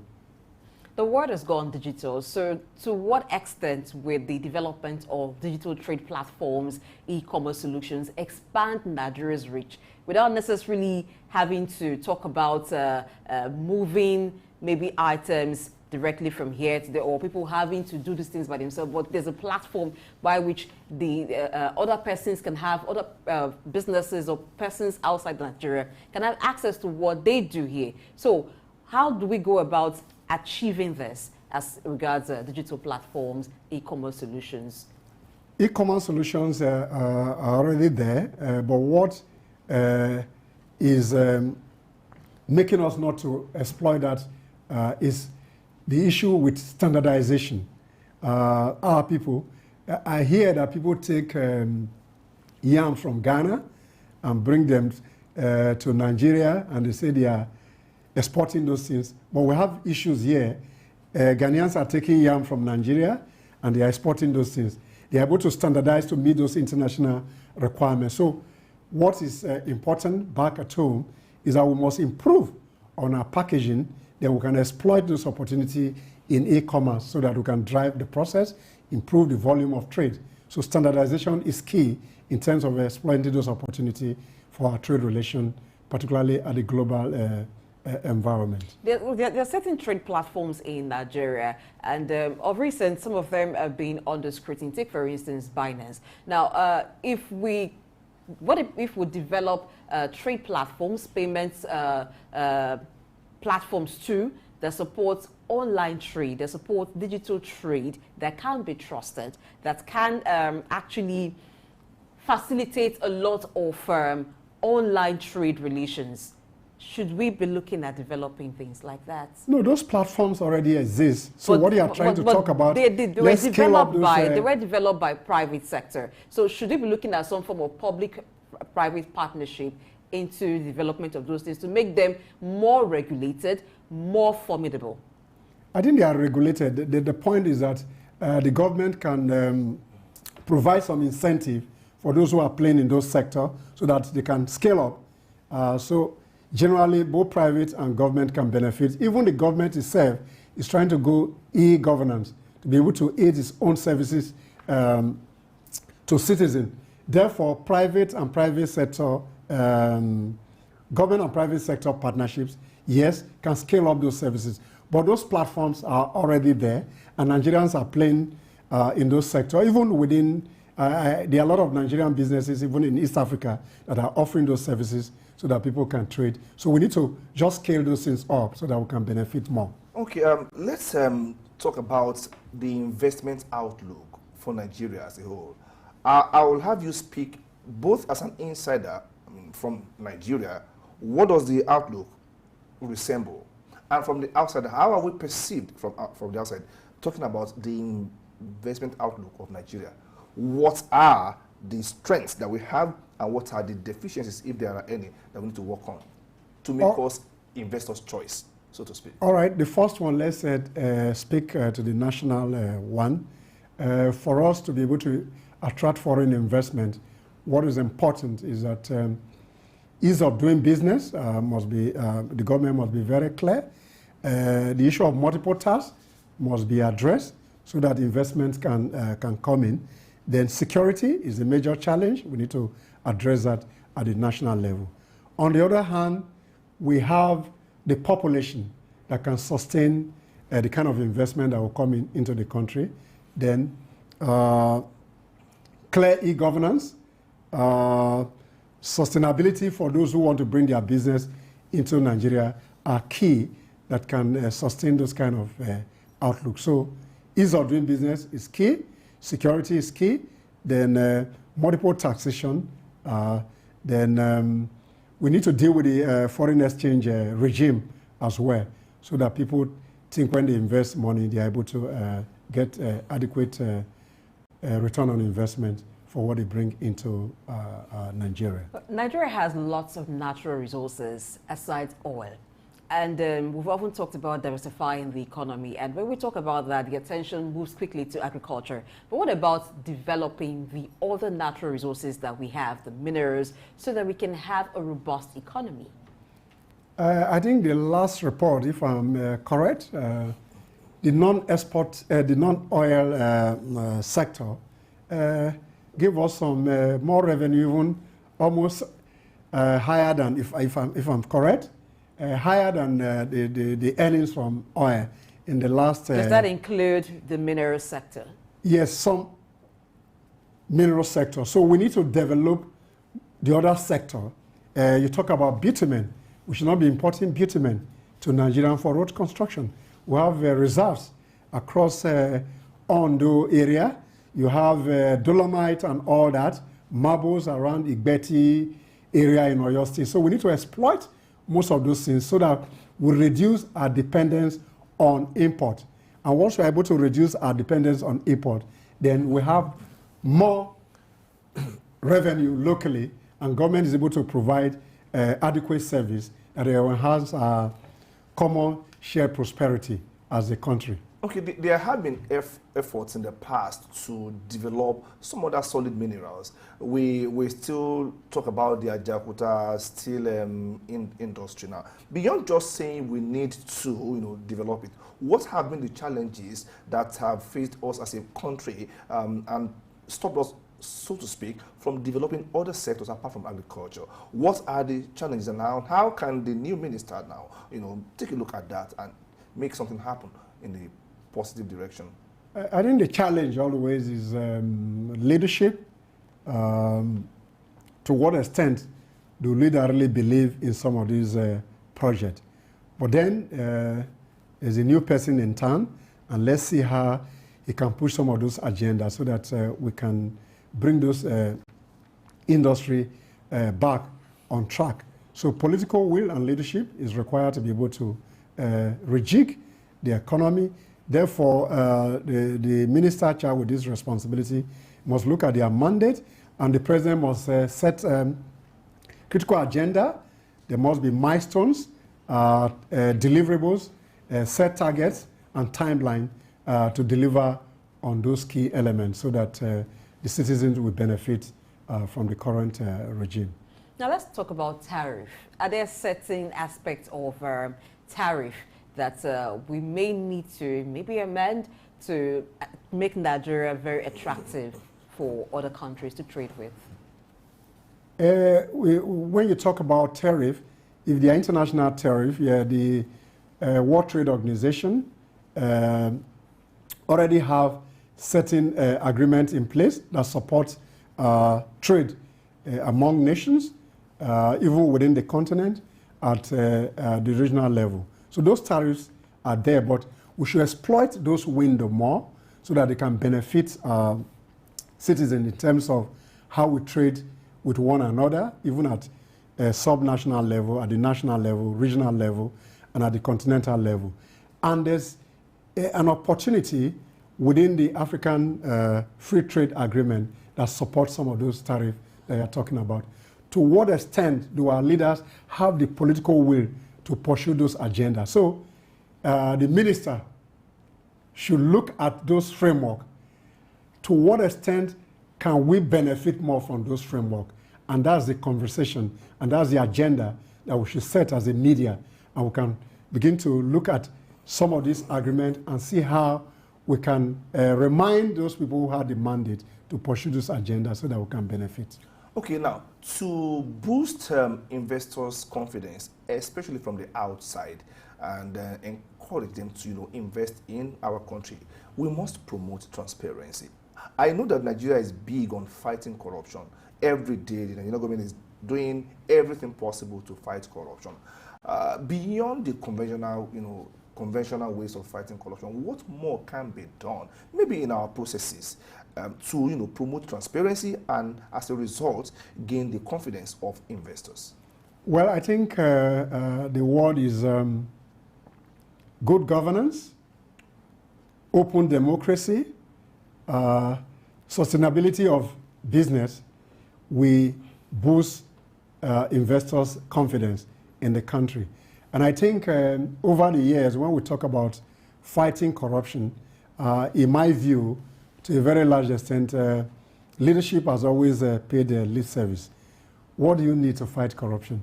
You just put adequate processes in place that help you to, for example, if I'm driving a Volkswagen car currently, and I'm going to buy an SUV, what the anti-graft agency needs to know, if they have information about me, what are my new source of revenue that justify not really fighting it? The best way is to provide disincentive that will make people to want to corrupt the system. So good governance is key. Open democracy is very important. Accountability and transparency are the global best practices that promote investment. So if you want investors to come, your security reform must be top-notch. Your tax return on investment. So these are very critical to how investors will see your environment. Are the business sustainable? These multiple tax, they must be addressed so that people can get confidence in our environment to do business. Let's turn now to trade currency. Some time ago, the BRIC nations were talking about having local currencies for their trade. Now, if we look at Nigeria, major trade partners of Nigeria, they are China, the United States, Netherlands, India and the United Kingdom. Now, for some nations, there is the quest towards de-dollarization.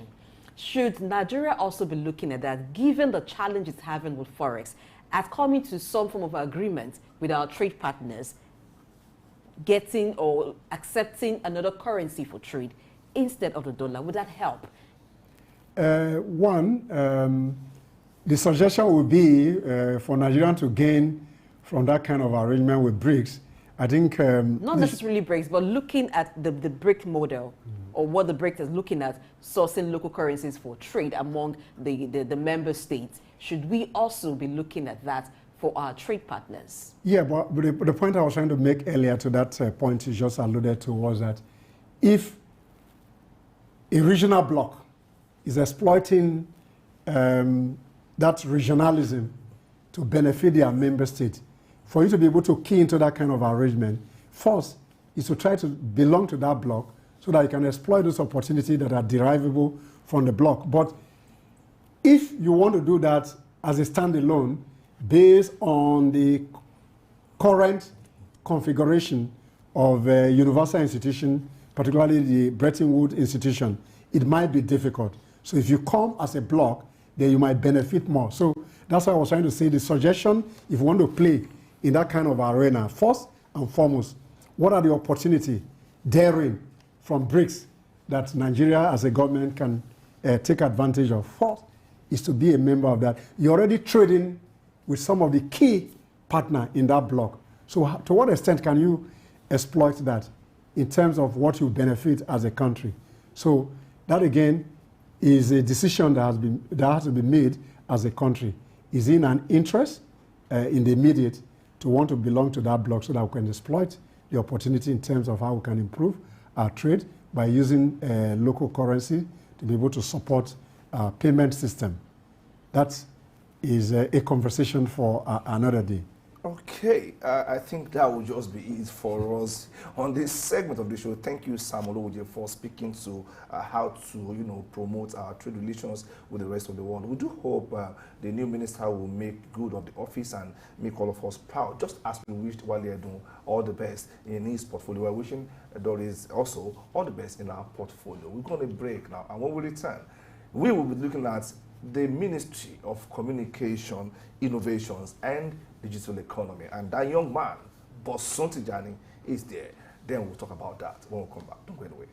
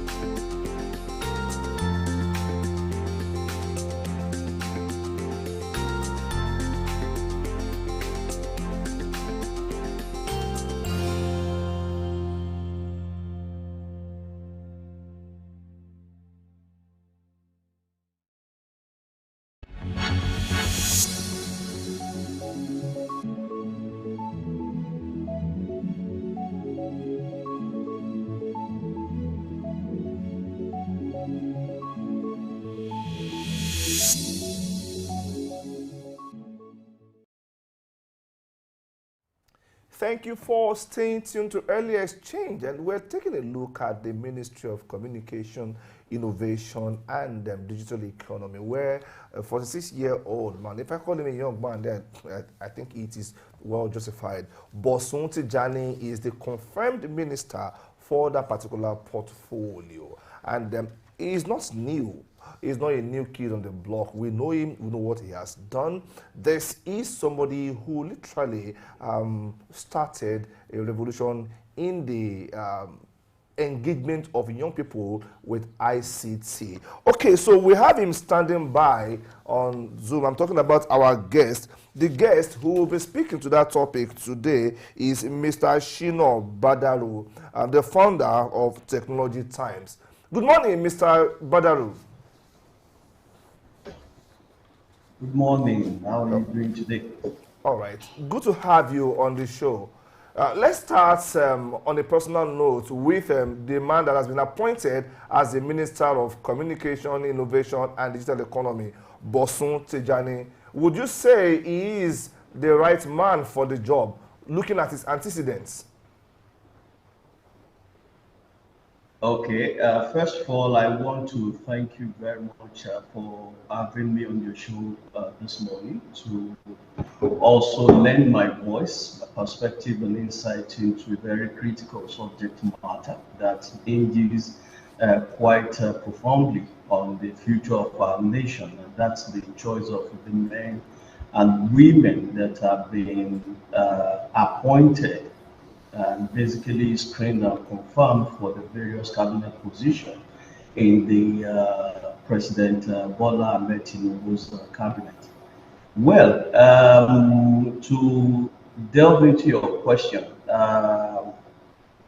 Tijani comes with an impressive pedigree in terms of skill, in terms of competence, in terms of talent, and also in terms of demonstrable track record of profound and significant contributions in the private sector space of the Nigerian tech ecosystem. So if you're asking me if it's the right choice, I will tell you that there can be no better choice because it straddles both not just the tech space, it also speaks to the fact that increasingly the focus or the direction of the administration appears to be tailored towards putting round peg squarely in round holes. Okay, thank you. All right, now what strategies can be implemented to further increase mobile penetration in Nigeria, which is high, but how can we leverage that and ensure that there is equitable access to internet facility to bridge the digital divide, particularly for those in the rural areas or underserved areas? Thank you very much. You've hinged on a very fantastic and profound. More Nigerians to have access to take for granted what some of us take for granted in the urban center. To put some context further into the perspective I'm going to share, in early 2001, after several traveling around the world, talking to investors out there, the President Olusegun Obasanjo administration of that era had the NCC conduct a fresh round of digital mobile phone spectrum auction. So that auction of 2001 further subsequently led to the rollout of digital mobile telephony services on a much bigger scale than we had before then. Of course, there were before then smaller PTOs whose capacity to deepen access, whose capacity to make the services affordable and available across a broader spread of Nigerians was largely undermined by the fact that it was a hugely capital intensive endeavor. So when the big digital mobile phone licensees came on stream, we popularly call them the GSM networks here in popular parlance. These guys radically changed the game of play. Okay, today, 22 years down the line, we're looking at over 200 million mobile phone lines. We've attained over 100% penetration. However, to come back to your question, and with some measure of deeper reflection, and which is also what we would want minister to begin to refocus as some very key strategic touch point. Today, we can look back and say that we have in excess of over 200 million lines, but technology continues to evolve. What do I mean that technology continues to evolve? We are today in an era of always on internet.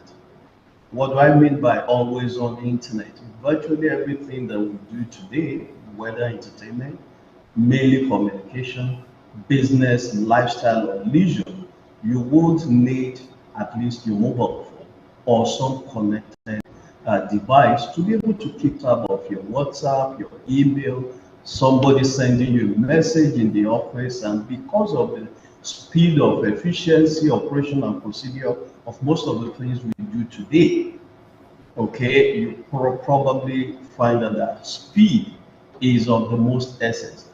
However, some of these fantastic things that we talk about are still largely restricted to the urban centers of Nigeria. So that's why your question around making ubiquitous telephony services, okay, and several other services that ride on the backbone of this service.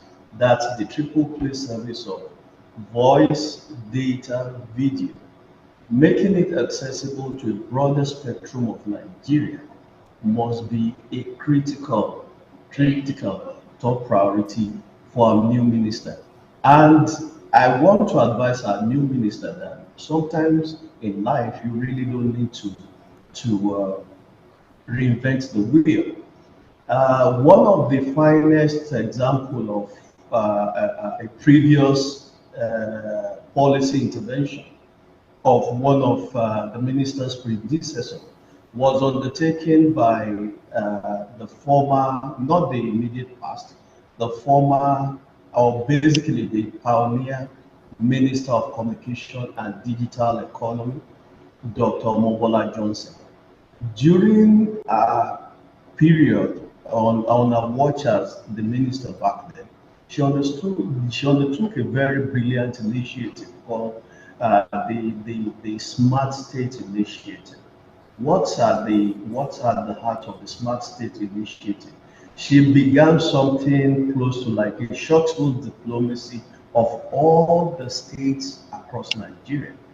Because the states, most of the time when we talk about the deployment and rollout of the critical infrastructure needed to make some of these services come alive across the nook and cranny of Nigeria, we find out that operators still face those challenges. Okay. Challenges of right of way, challenges of multiple taxation, challenges of even access to land, and challenges of vandalization of Yes. their assets, resources, and infrastructure.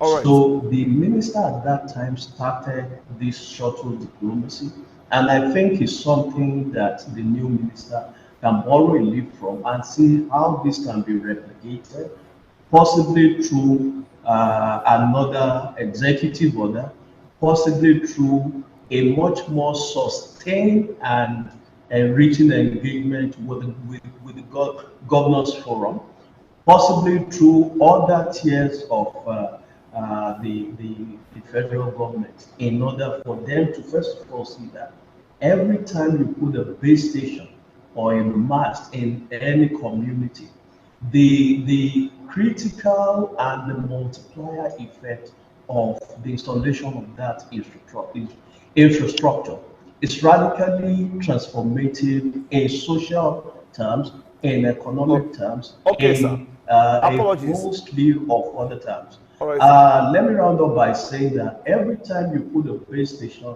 in a community, you radically change the delivery of healthcare. You radically change education or the delivery or access to education. Those are some of the very critical imperative in our national life today as the economy continues to come on the stream that the minister needs to accord very urgent priority to. All right, Thank you. thank you for that detailed submission there. We do know that the present minister started digitally, so to speak, with his project, the Co-Creation Hub. And when you talk about driving innovation into the nooks and crannies of Nigeria along the line of tech, the impact of tech hubs and innovation clusters cannot be overemphasized, like they say. What kind of support should the minister advocate to promote, the expansion of tech hubs and other digital centers like that across the nation? What kind of support should we advocate? Thank you very much for that very thoughtful question. You underappreciate the office and influence of the minister when you say what kind of support does he need to advocate sitting on that sitting on that chair. He's not an advocate. He is responsible for execution. Okay, he's done it successfully before in Yaba. He's done it successfully before beyond the shores of Nigeria. So he finds himself today, okay, as a digital, well, I'll probably refer to him as a digital native. He's very much at home with all of these things that we're talking about. But how do you take a tech hub to say my hometown in Abigi in Ijebu side if there's no basic electricity, if there's no internet service to support the ability of those young men and women that will be clustered together in that facility to continue to add to the world's knowledge of innovation, creativity, and every other thing that we're talking about. So it still brings us back to the fact that these services that we take for granted in urban centers, we need to come up with a strategic agenda for making them ubiquitous. What do I mean? It must be that Baba Enuwa somewhere in the very heart of Gombe, anywhere there, can find out that they get the same optimal level of internet connectivity that would be comparable to what I get in sitting in my home in Lagos or sitting in my office. When you're able to achieve that with working in partnership with the telecoms operator, with the fiber companies, with the infracos, okay, infrastructure companies that some of them, quite a number of them have been licensed to deploy this fiber. So we need to return to the drawing board to find out how some of those things are slow in terms of deployment and in terms of rollout, and need to realize that we critically need to accord priority to speedier deployment so that when we're able to take this broadband that we talk about, that 3G, 4G, and 5G infrastructure, bring to the table, bring to our lives, we'll then find out that, just like I said initially, it will radically change the delivery of educational service across our country and access to education. Because education is about access to knowledge.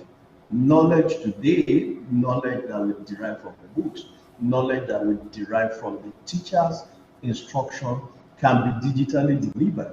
I could be a teacher doing mentorship programs for kids in my alma mater in a big community grammar school, sitting in my home in Lagos.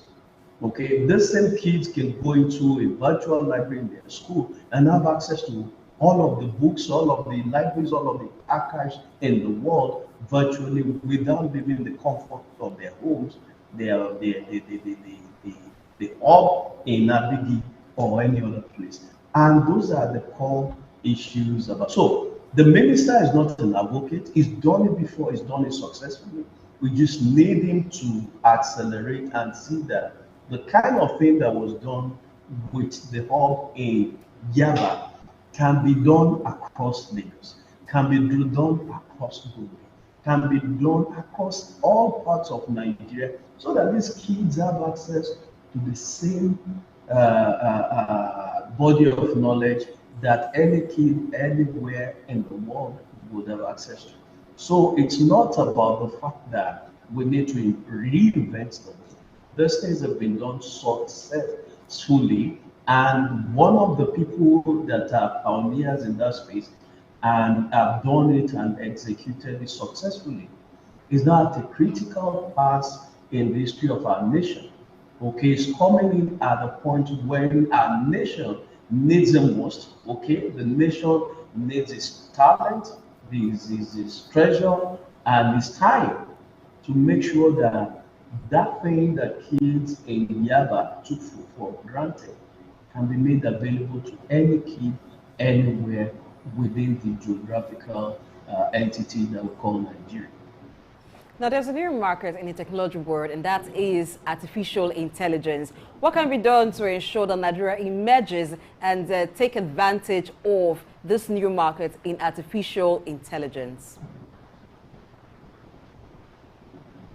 Okay, thank you very much for that question. Artificial intelligence, machine learning, or any of those advanced technology possibilities is not just about taking advantage of the market. It's first of all about being able to leverage it and being able to leverage it in a manner that enables us to adopt and embrace it, okay, for driving efficiency, first of all, across every sector of our economy, okay, and also to be able to also creatively address some of the morality issues. So it's largely not about, I mean, the question is not just about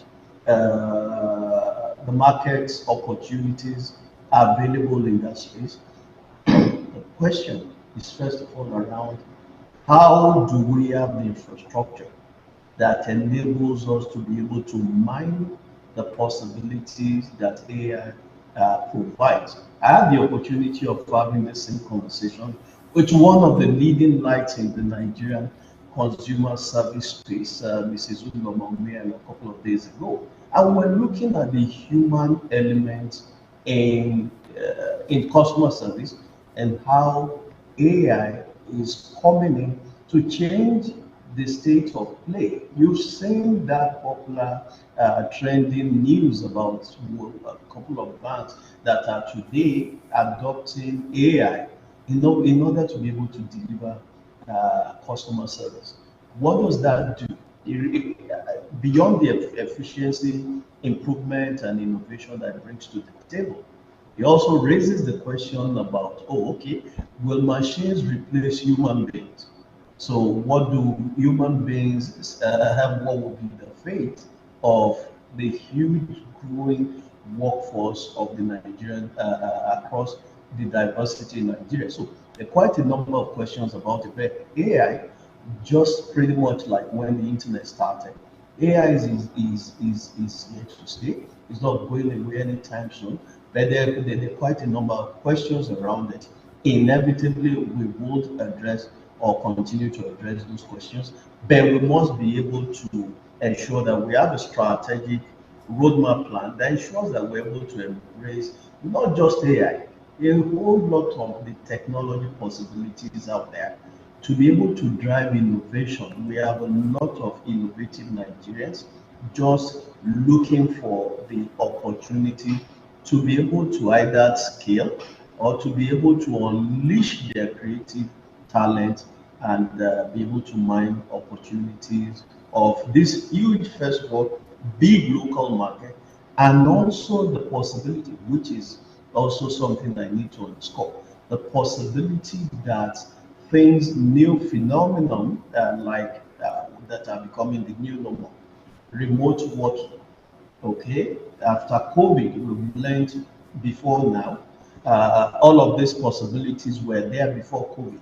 But COVID, the pandemic, okay, with all of the negative side to it, was also able to enable us to mine the possibility that came with those challenging times. One of them is remote working today, where people can sit connected to the internet and be able to remotely perform the same task, the same procedures, the same assignment, either within their organization or even beyond the borders of their country or even the borders of their continent. So those things are becoming the new normal. Some of them are driven by AI, some of them are driven by other technologies. They are here to stay. If we have to be part of that global community of the new knowledge economy, we can't run away from them. We can't shy away from them. We'll have to have a strategic roadmap plan of embracing, adopting them, and leveraging the opportunities they open and the possibilities that they create. Thank you. All right, thank you. At first, when Nigeria joined the rest of the world on this ICT revolution drive, it was more of a social re-engineering thing, technology for solving social problems, problems of illiteracy, problems of not being able to step up to the game and be at par with the rest of the world. But then we have gotten to a stage, I want to believe, where we should be looking at technology now as a key driver of the economy. What should the minister take a look at to ensure that we scale to that level? Of course, at the micro level, people are making money. But on the national level, how can we drive technology to now become a critical component of our GDP going forward? Thank you very much. The thing you referred to as the ICT revolution, I would want to refer to it more like the mobile phone revolution, because it was after the 2001 mobile phone auction, we popularly refer to it as the GSM auction, that the ability of technology first to radically leapfrog became manifest.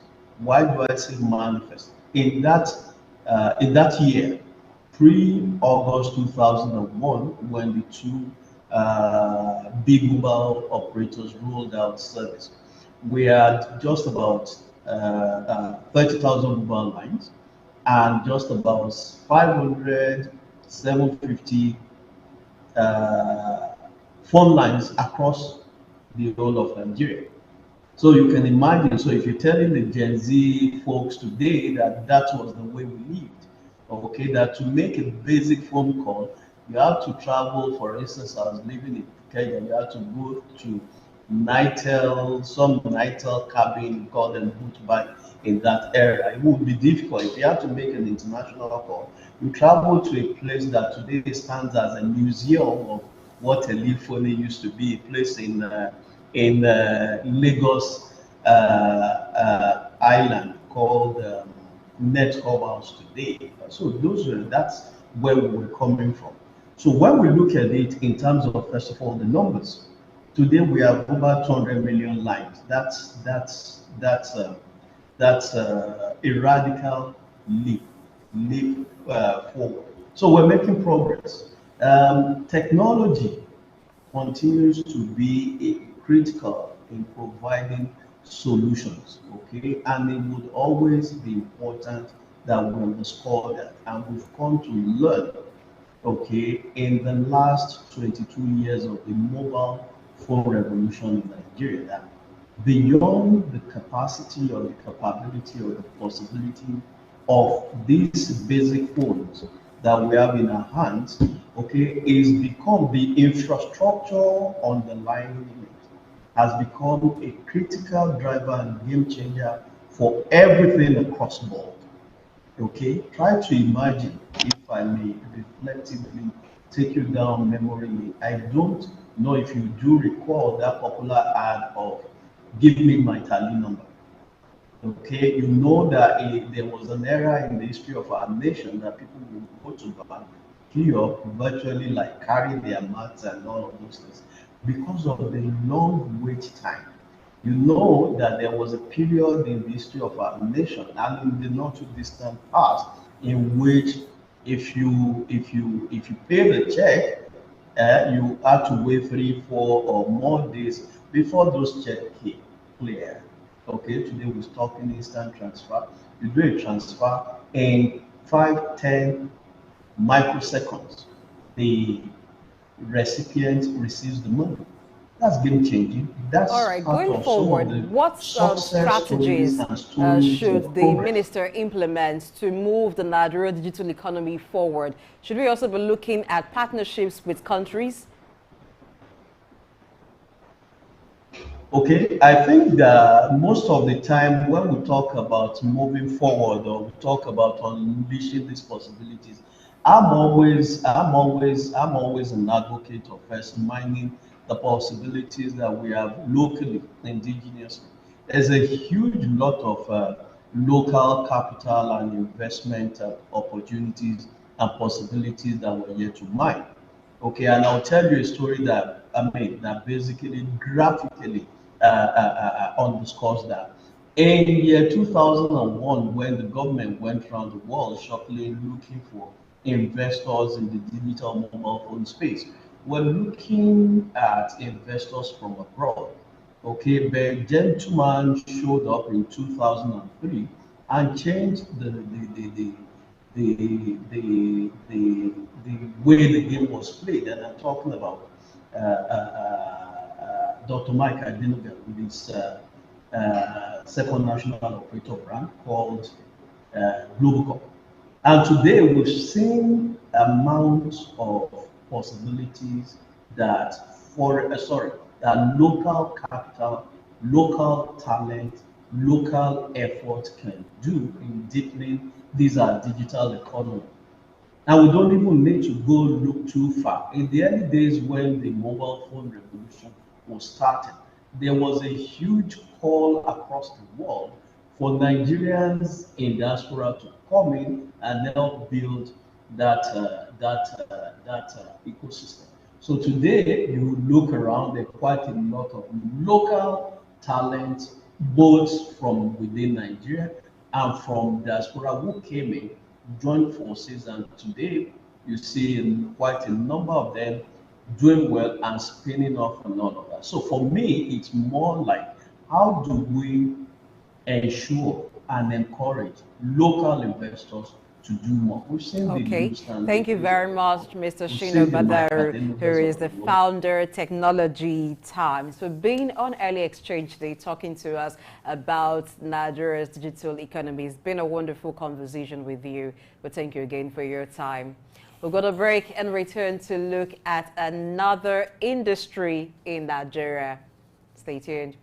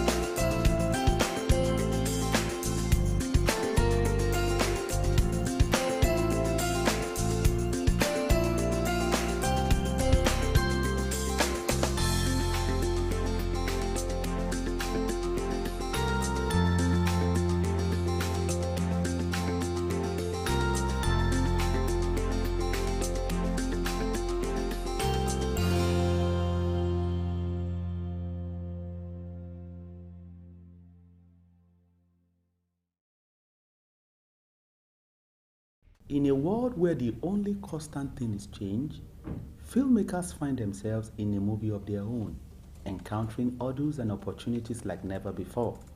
From stage performances to videotape, it's been a wild ride through film history. These transformations was well accepted as film financing and distribution business becomes more and more appealing. Subsequently, the rise of digital platforms has transformed the film production and distribution landscape. With the introduction of high-tech tools and streaming services, film financing and distribution models have been modified. The British Broadcasting Corporation, in a recent report, revealed that producing a movie in Nigeria now costs between $25,000 and $70,000.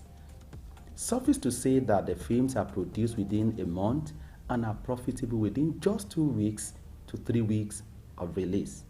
Similarly, experts say there are two basic distribution platforms for movies in Nigeria: theatrical, which deals with distribution to cinemas, and ancillary, which focuses on streaming platforms. Despite these introductions, securing adequate and timely financing coupled with effective distribution still remains a puzzle. To address film financing and distribution difficulties, a complex approach is essential.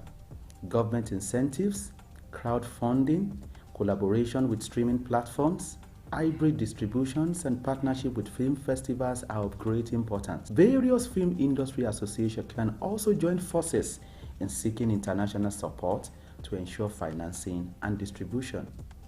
These can be as captivating as the stories they bring to life. Israel Adeyemi, Souk News.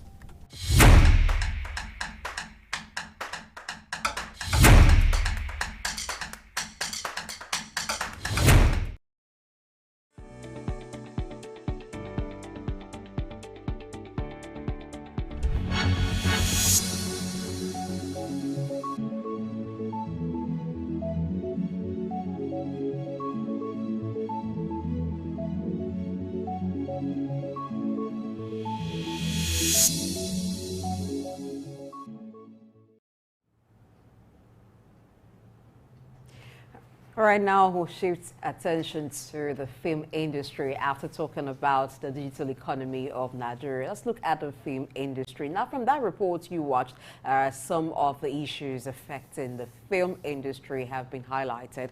We'll look further into them as we look at some of the issues that concerns financing and distribution of movies. For every movie that you see or that you watch, and sometimes it is reported that the movie was successful, several factors had to play to achieve that. For one is financing, and movie makers in Nigeria, Nollywood makers, Nollywood practitioners have oftentimes talked about challenges that they encounter in having access to fund to finance every movie that they shoot. Now, after shooting the movie, how do they distribute? Now, these days, we have cinemas where people can go and screen movies. We also have online streaming platforms such as Netflix that people can also have access to the different movies that are being produced. We also have the CDs. Yes, in some areas, those are still the basic forms by which people have access to movies that are produced in Nigeria, particularly in the rural area where internet penetration is low. So they still have to make do with the CDs. And then you have the issue of piracy. So the issues are so much. It's a complex issue when you talk about film financing and, of course, distribution. Looking at the film industry and the several issues around it, the need for government support, investment, and so on. How do we go about it? What is the way to address some of these issues so that the Nollywood movie industry can actually be much more than it is and contribute more to Nigerian economy? Well, first and foremost, I do agree with you that the challenge of finance or funding is the biggest that they face here. There is nothing that can be done really in the movie industry without proper finance, without adequate finance. And when you look at movie makers are meant to be independent, but how independent can they be when someone else is the one financing it? Well, it's not a crime because it is the practice everywhere in the world to have people financing movie. But then here in Nigeria, it comes with peculiar challenges. You hear talks or complaints like, okay, my financier is influencing even the kind of story I write.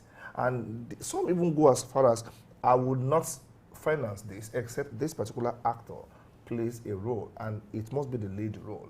And that kind of erodes the independence, I mean the editorial independence or the literary independence of the writer or the producer of the film, as the case may be. Most times, if they cannot, secure funding from investors, they rely around family members and their friends who believe in their dream and they make it happen. But then, you look at the quality of the output that we have in Nigeria, it is a reflection of the quality of the inputs. But we thank God for the arrival of platforms like Netflix that allow some kind of funding. They give funding to those who have class in movie production to ensure that they bring us something qualitative. But then, we are not experts on that. Yes, we're not going to talk about it. So we have an expert in the house here. We have standing by via Zoom, Mr. Patrick Donald-Lee, who is the head of operations of Viva Cinemas. Mr. Patrick, good morning to you.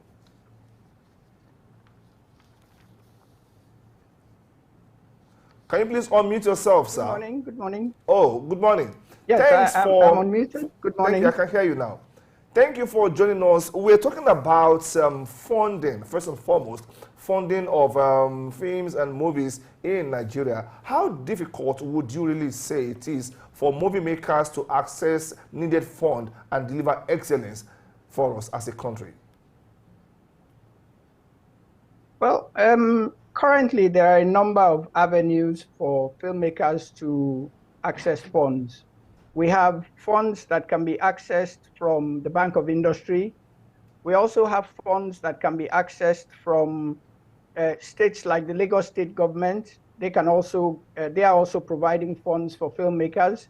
We have collaborations that are being done between individuals. And of course, as you mentioned, there are probably a number of areas whereby people can get funds from friends and family. So there are avenues to fund movies. But I think the big question is for anybody proposing to fund a movie is, how do I get a return on my investment?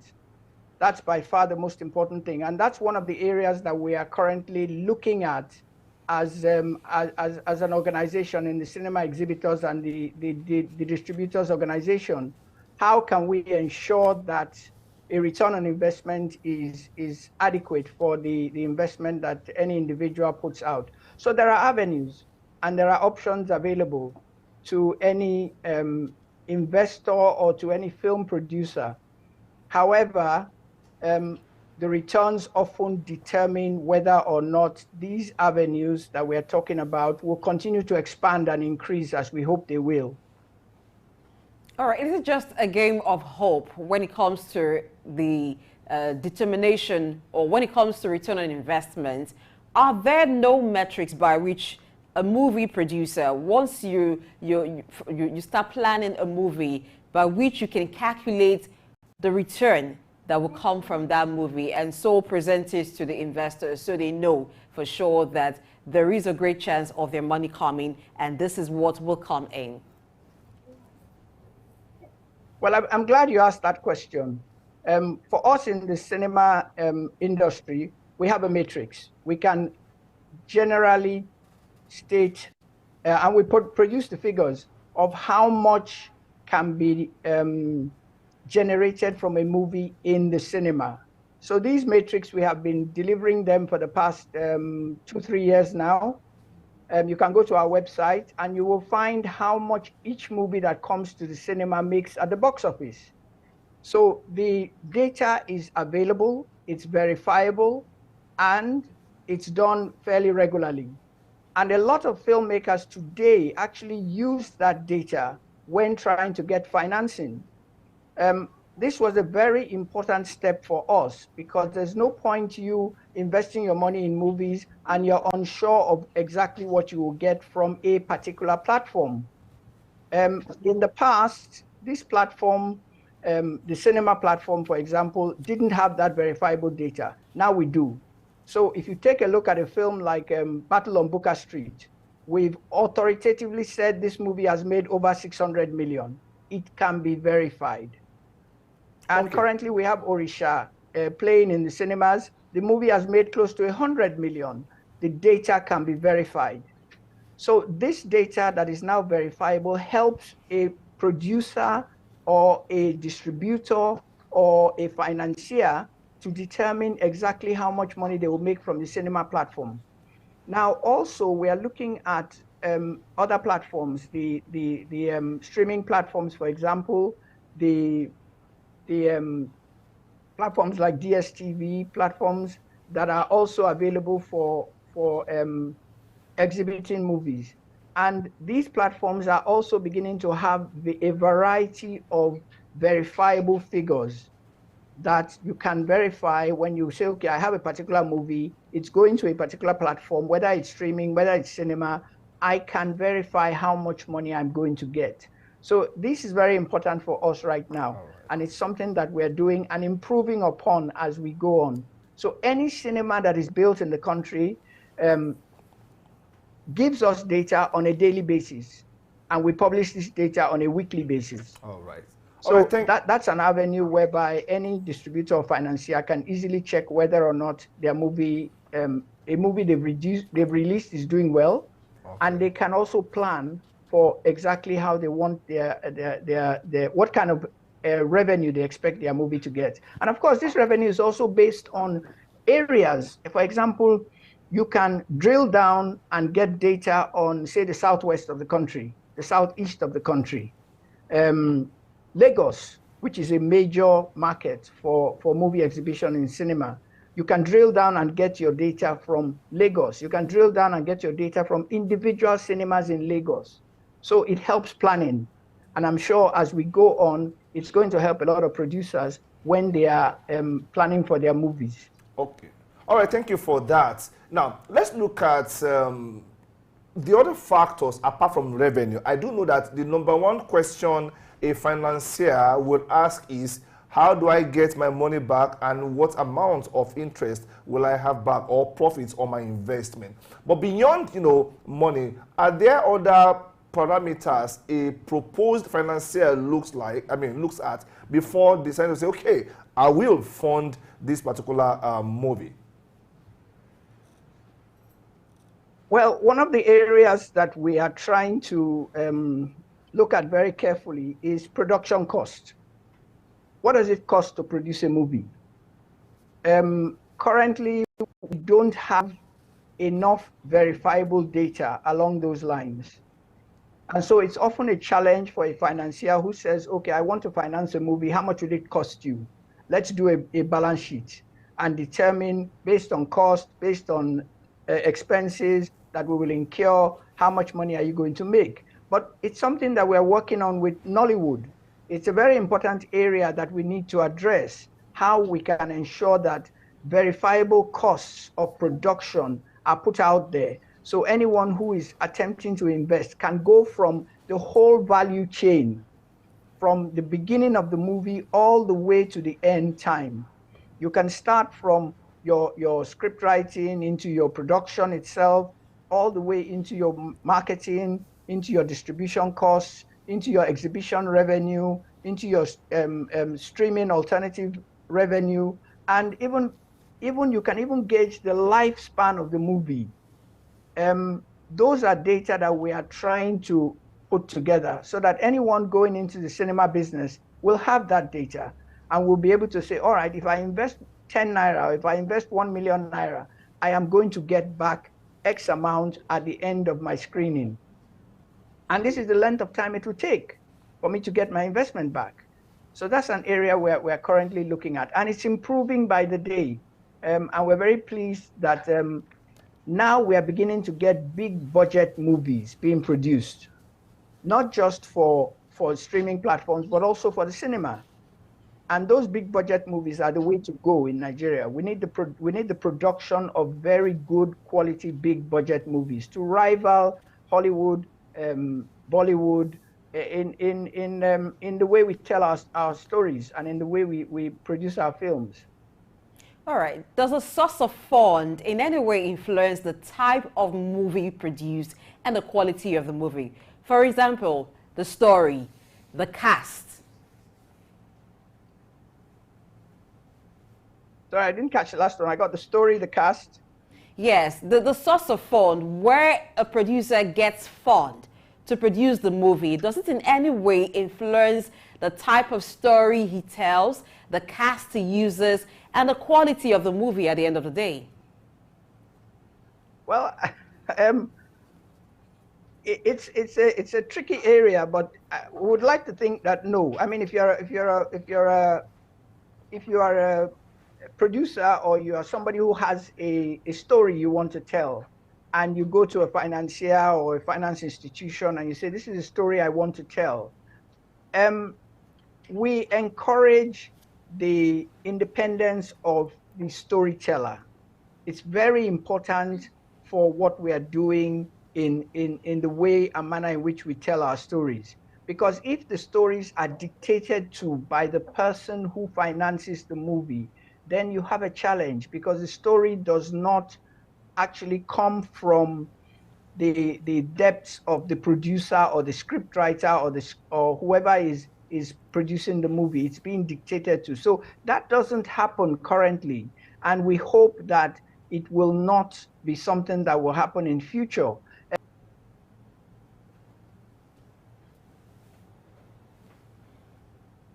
The way we want it to be told, not determined by market forces.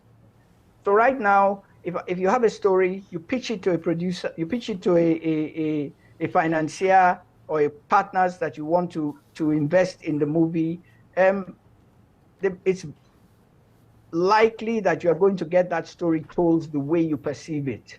Okay. Unless, of course, if you are telling a historical story, where you're telling a story based on history, those things, the parameters are almost already set.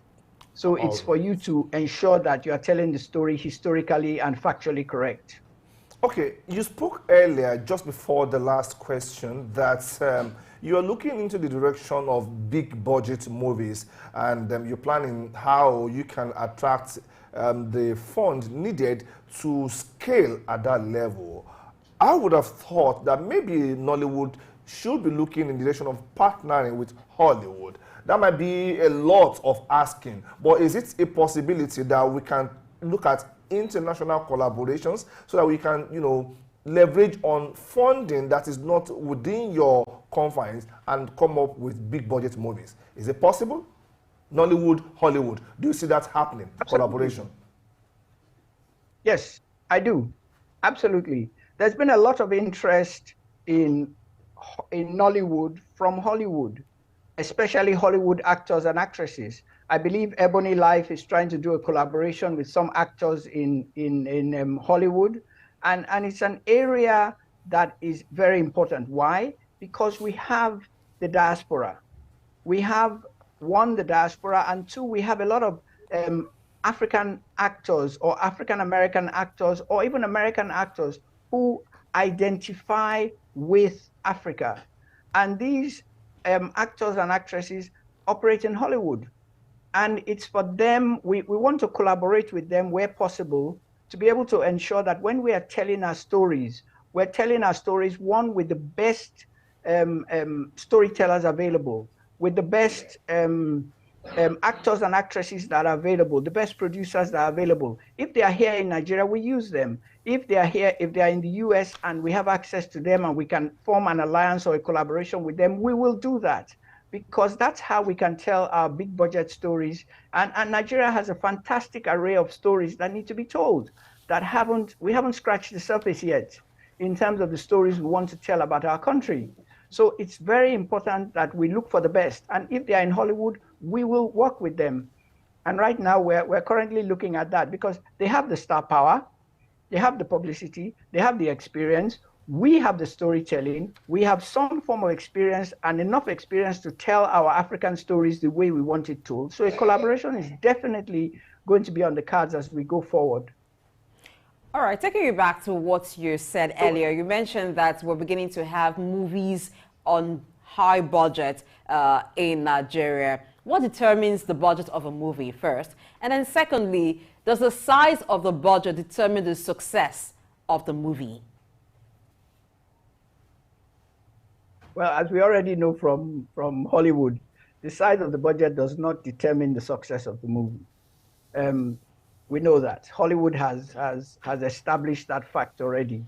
And in Nollywood, the same applies. We've had some big budget movies that we have done in Nollywood that have not been successful.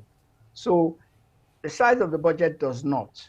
But we know that there are other things, the type of story you tell, the screenplay, the screenwriting, the type of marketing you do.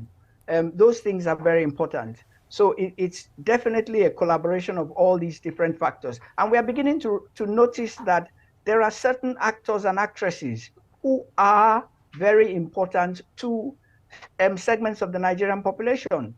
We publish every year a data of who are the most popular actors and actresses. Last year, it was Tony Abraham. She was the most popular actress in the country. She made the most money from her movies.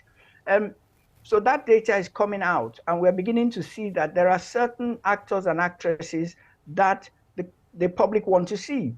That's one part of the data. We also have data on the type of producers that are producing movies.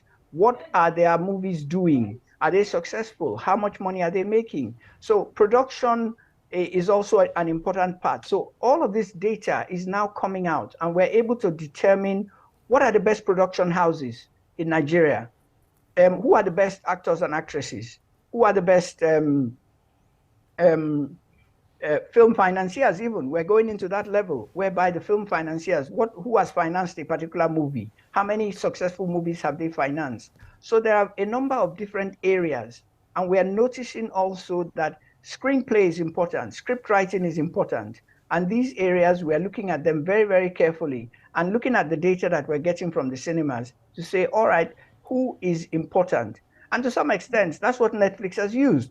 They've used the data that has come out of the cinemas to make their own movies that we are hoping, and we're hoping we can get a proper collaboration with them, where some of these movies can go to the cinema first, then go to Netflix, or be released simultaneously, or even Amazon, the same thing. So what we're looking at is a holistic approach to film financing, to the cinema business in Nigeria. And all these factors, as we get more and more data, we're able to analyze the data and determine how successful a movie can be it big budget, middle budget, or small budget. All right, thank you, Patrick. To answer your question clearly, big of course you did. We'll continue the conversation after this quick break. Stay with us. Patrick.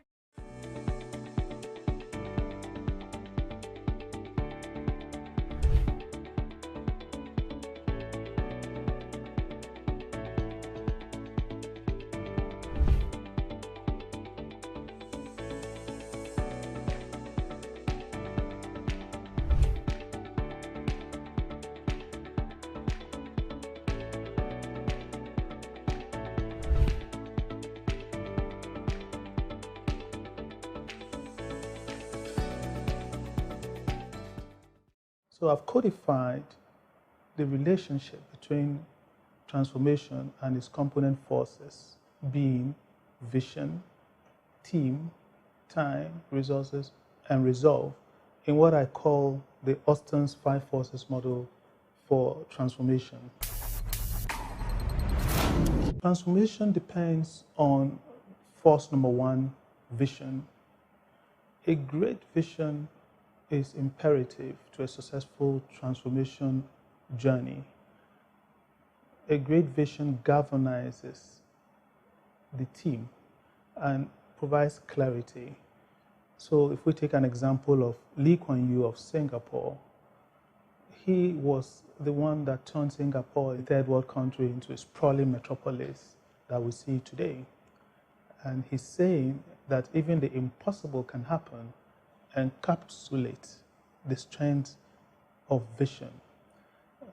Clear vision is a rallying point, and that brings us to the second force of transformation, which is the team. Successful transformation depends on a team that is both strong in attitude as well as in aptitude. The team must act with pace and agility, and the team must display a sense of resourcefulness. The team must know the why of the vision, not just the what and the how. And if you look at an example of the Apollo program by NASA in the United States of America and the trip to the moon, there were about 400,000 people working on that project.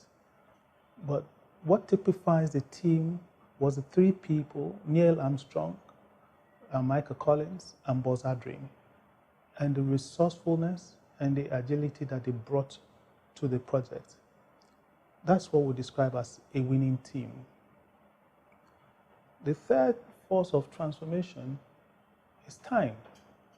The whole effort of the Apollo project would have been futile if the Soviet Union had gotten to the moon before the Apollo project could make it.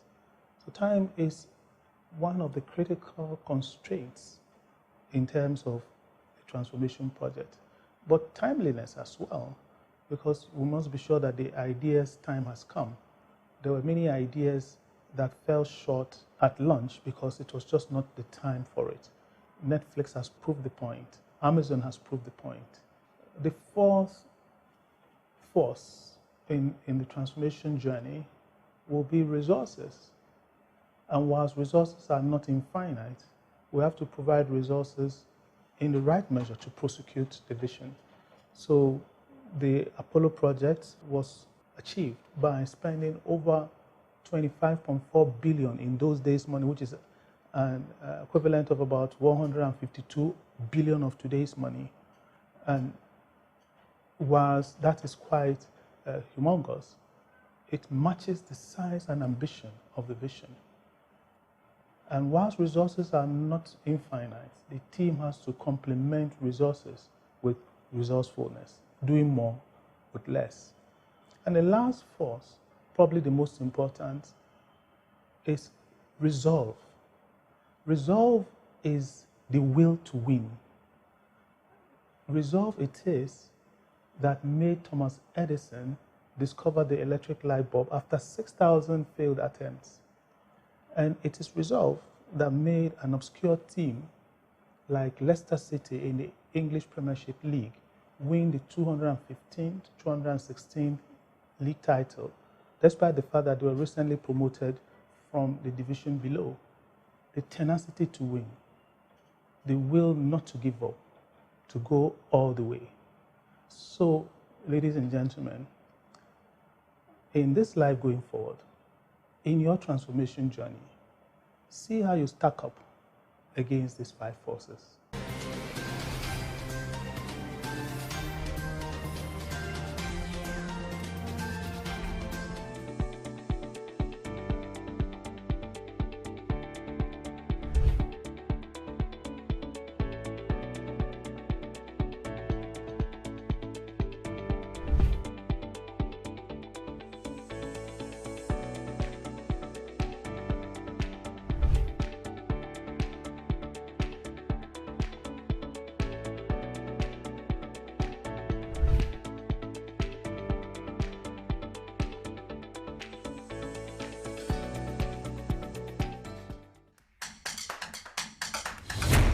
The onstage entertainment landscape in Nigeria has significantly impacted by the emergence and popularity of cinema over the years.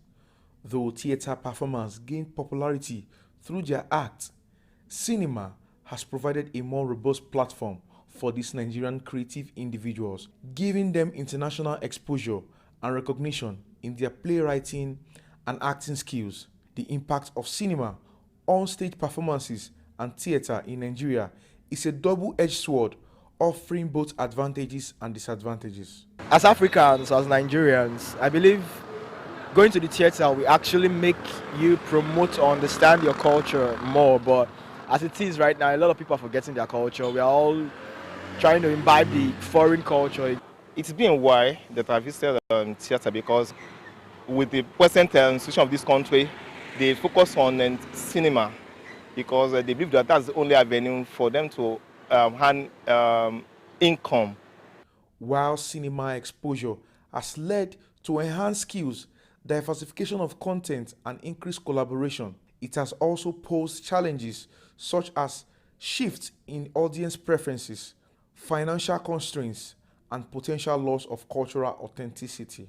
People patronize the cinema more than the theater, obviously, in the sense that you get, personally, from my personal experience, you get more thrill from the cinema, depending on the particular movie you're after. I'm a fan of cinema stuff, so, but in terms of the culture impact, the theater art stuff really goes well on it. Like, it really impacts on our life, yeah. In today's world, cinema and theater have traditionally occupied separate spaces within the entertainment landscape. Their coexistence is not only possible with one occupying the center stage than the other, it also offers exciting opportunity for creativity and innovation. Theater and the cinema will give you, oh, how would I put it, a different, what's it called now? Let me say a different perspective to a movie or to an act or to a drama, yeah?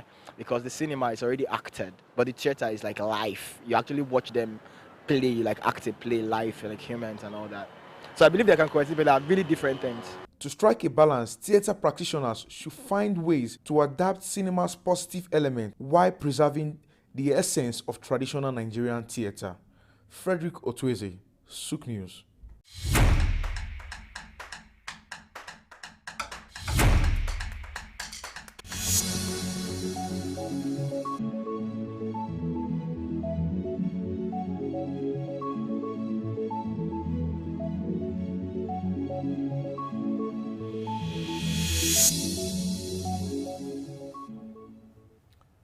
Thank you for staying tuned to Earlier Exchange on Souk News. And that report brought back some kind of nostalgia to me. Those days when I used to visit the theater to enjoy what I can describe as contact entertainment, when you were in direct contact, so to speak, with the entertainers, the actors and the actresses. But then the cinema came and we have non-contact entertainment. And that is what we are talking about now. Film distribution, or let me just say entertainment distribution with respect to the cinema. Of course, we still have with us Mr. Patrick Donald Lee, who is the head of operations for Viva Cinemas. Welcome back, Mr. Patrick. Can you please unmute yourself? Yes, I have done. Thank you. All right, thank you. So, I was just talking about the kind of feeling I have these days that I'm missing the theater.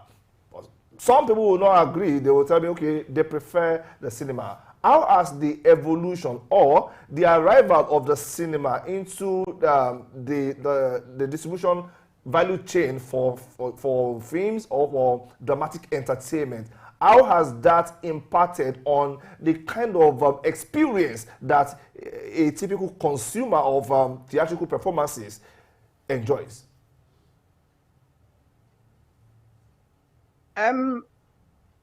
Well, let's put it this way.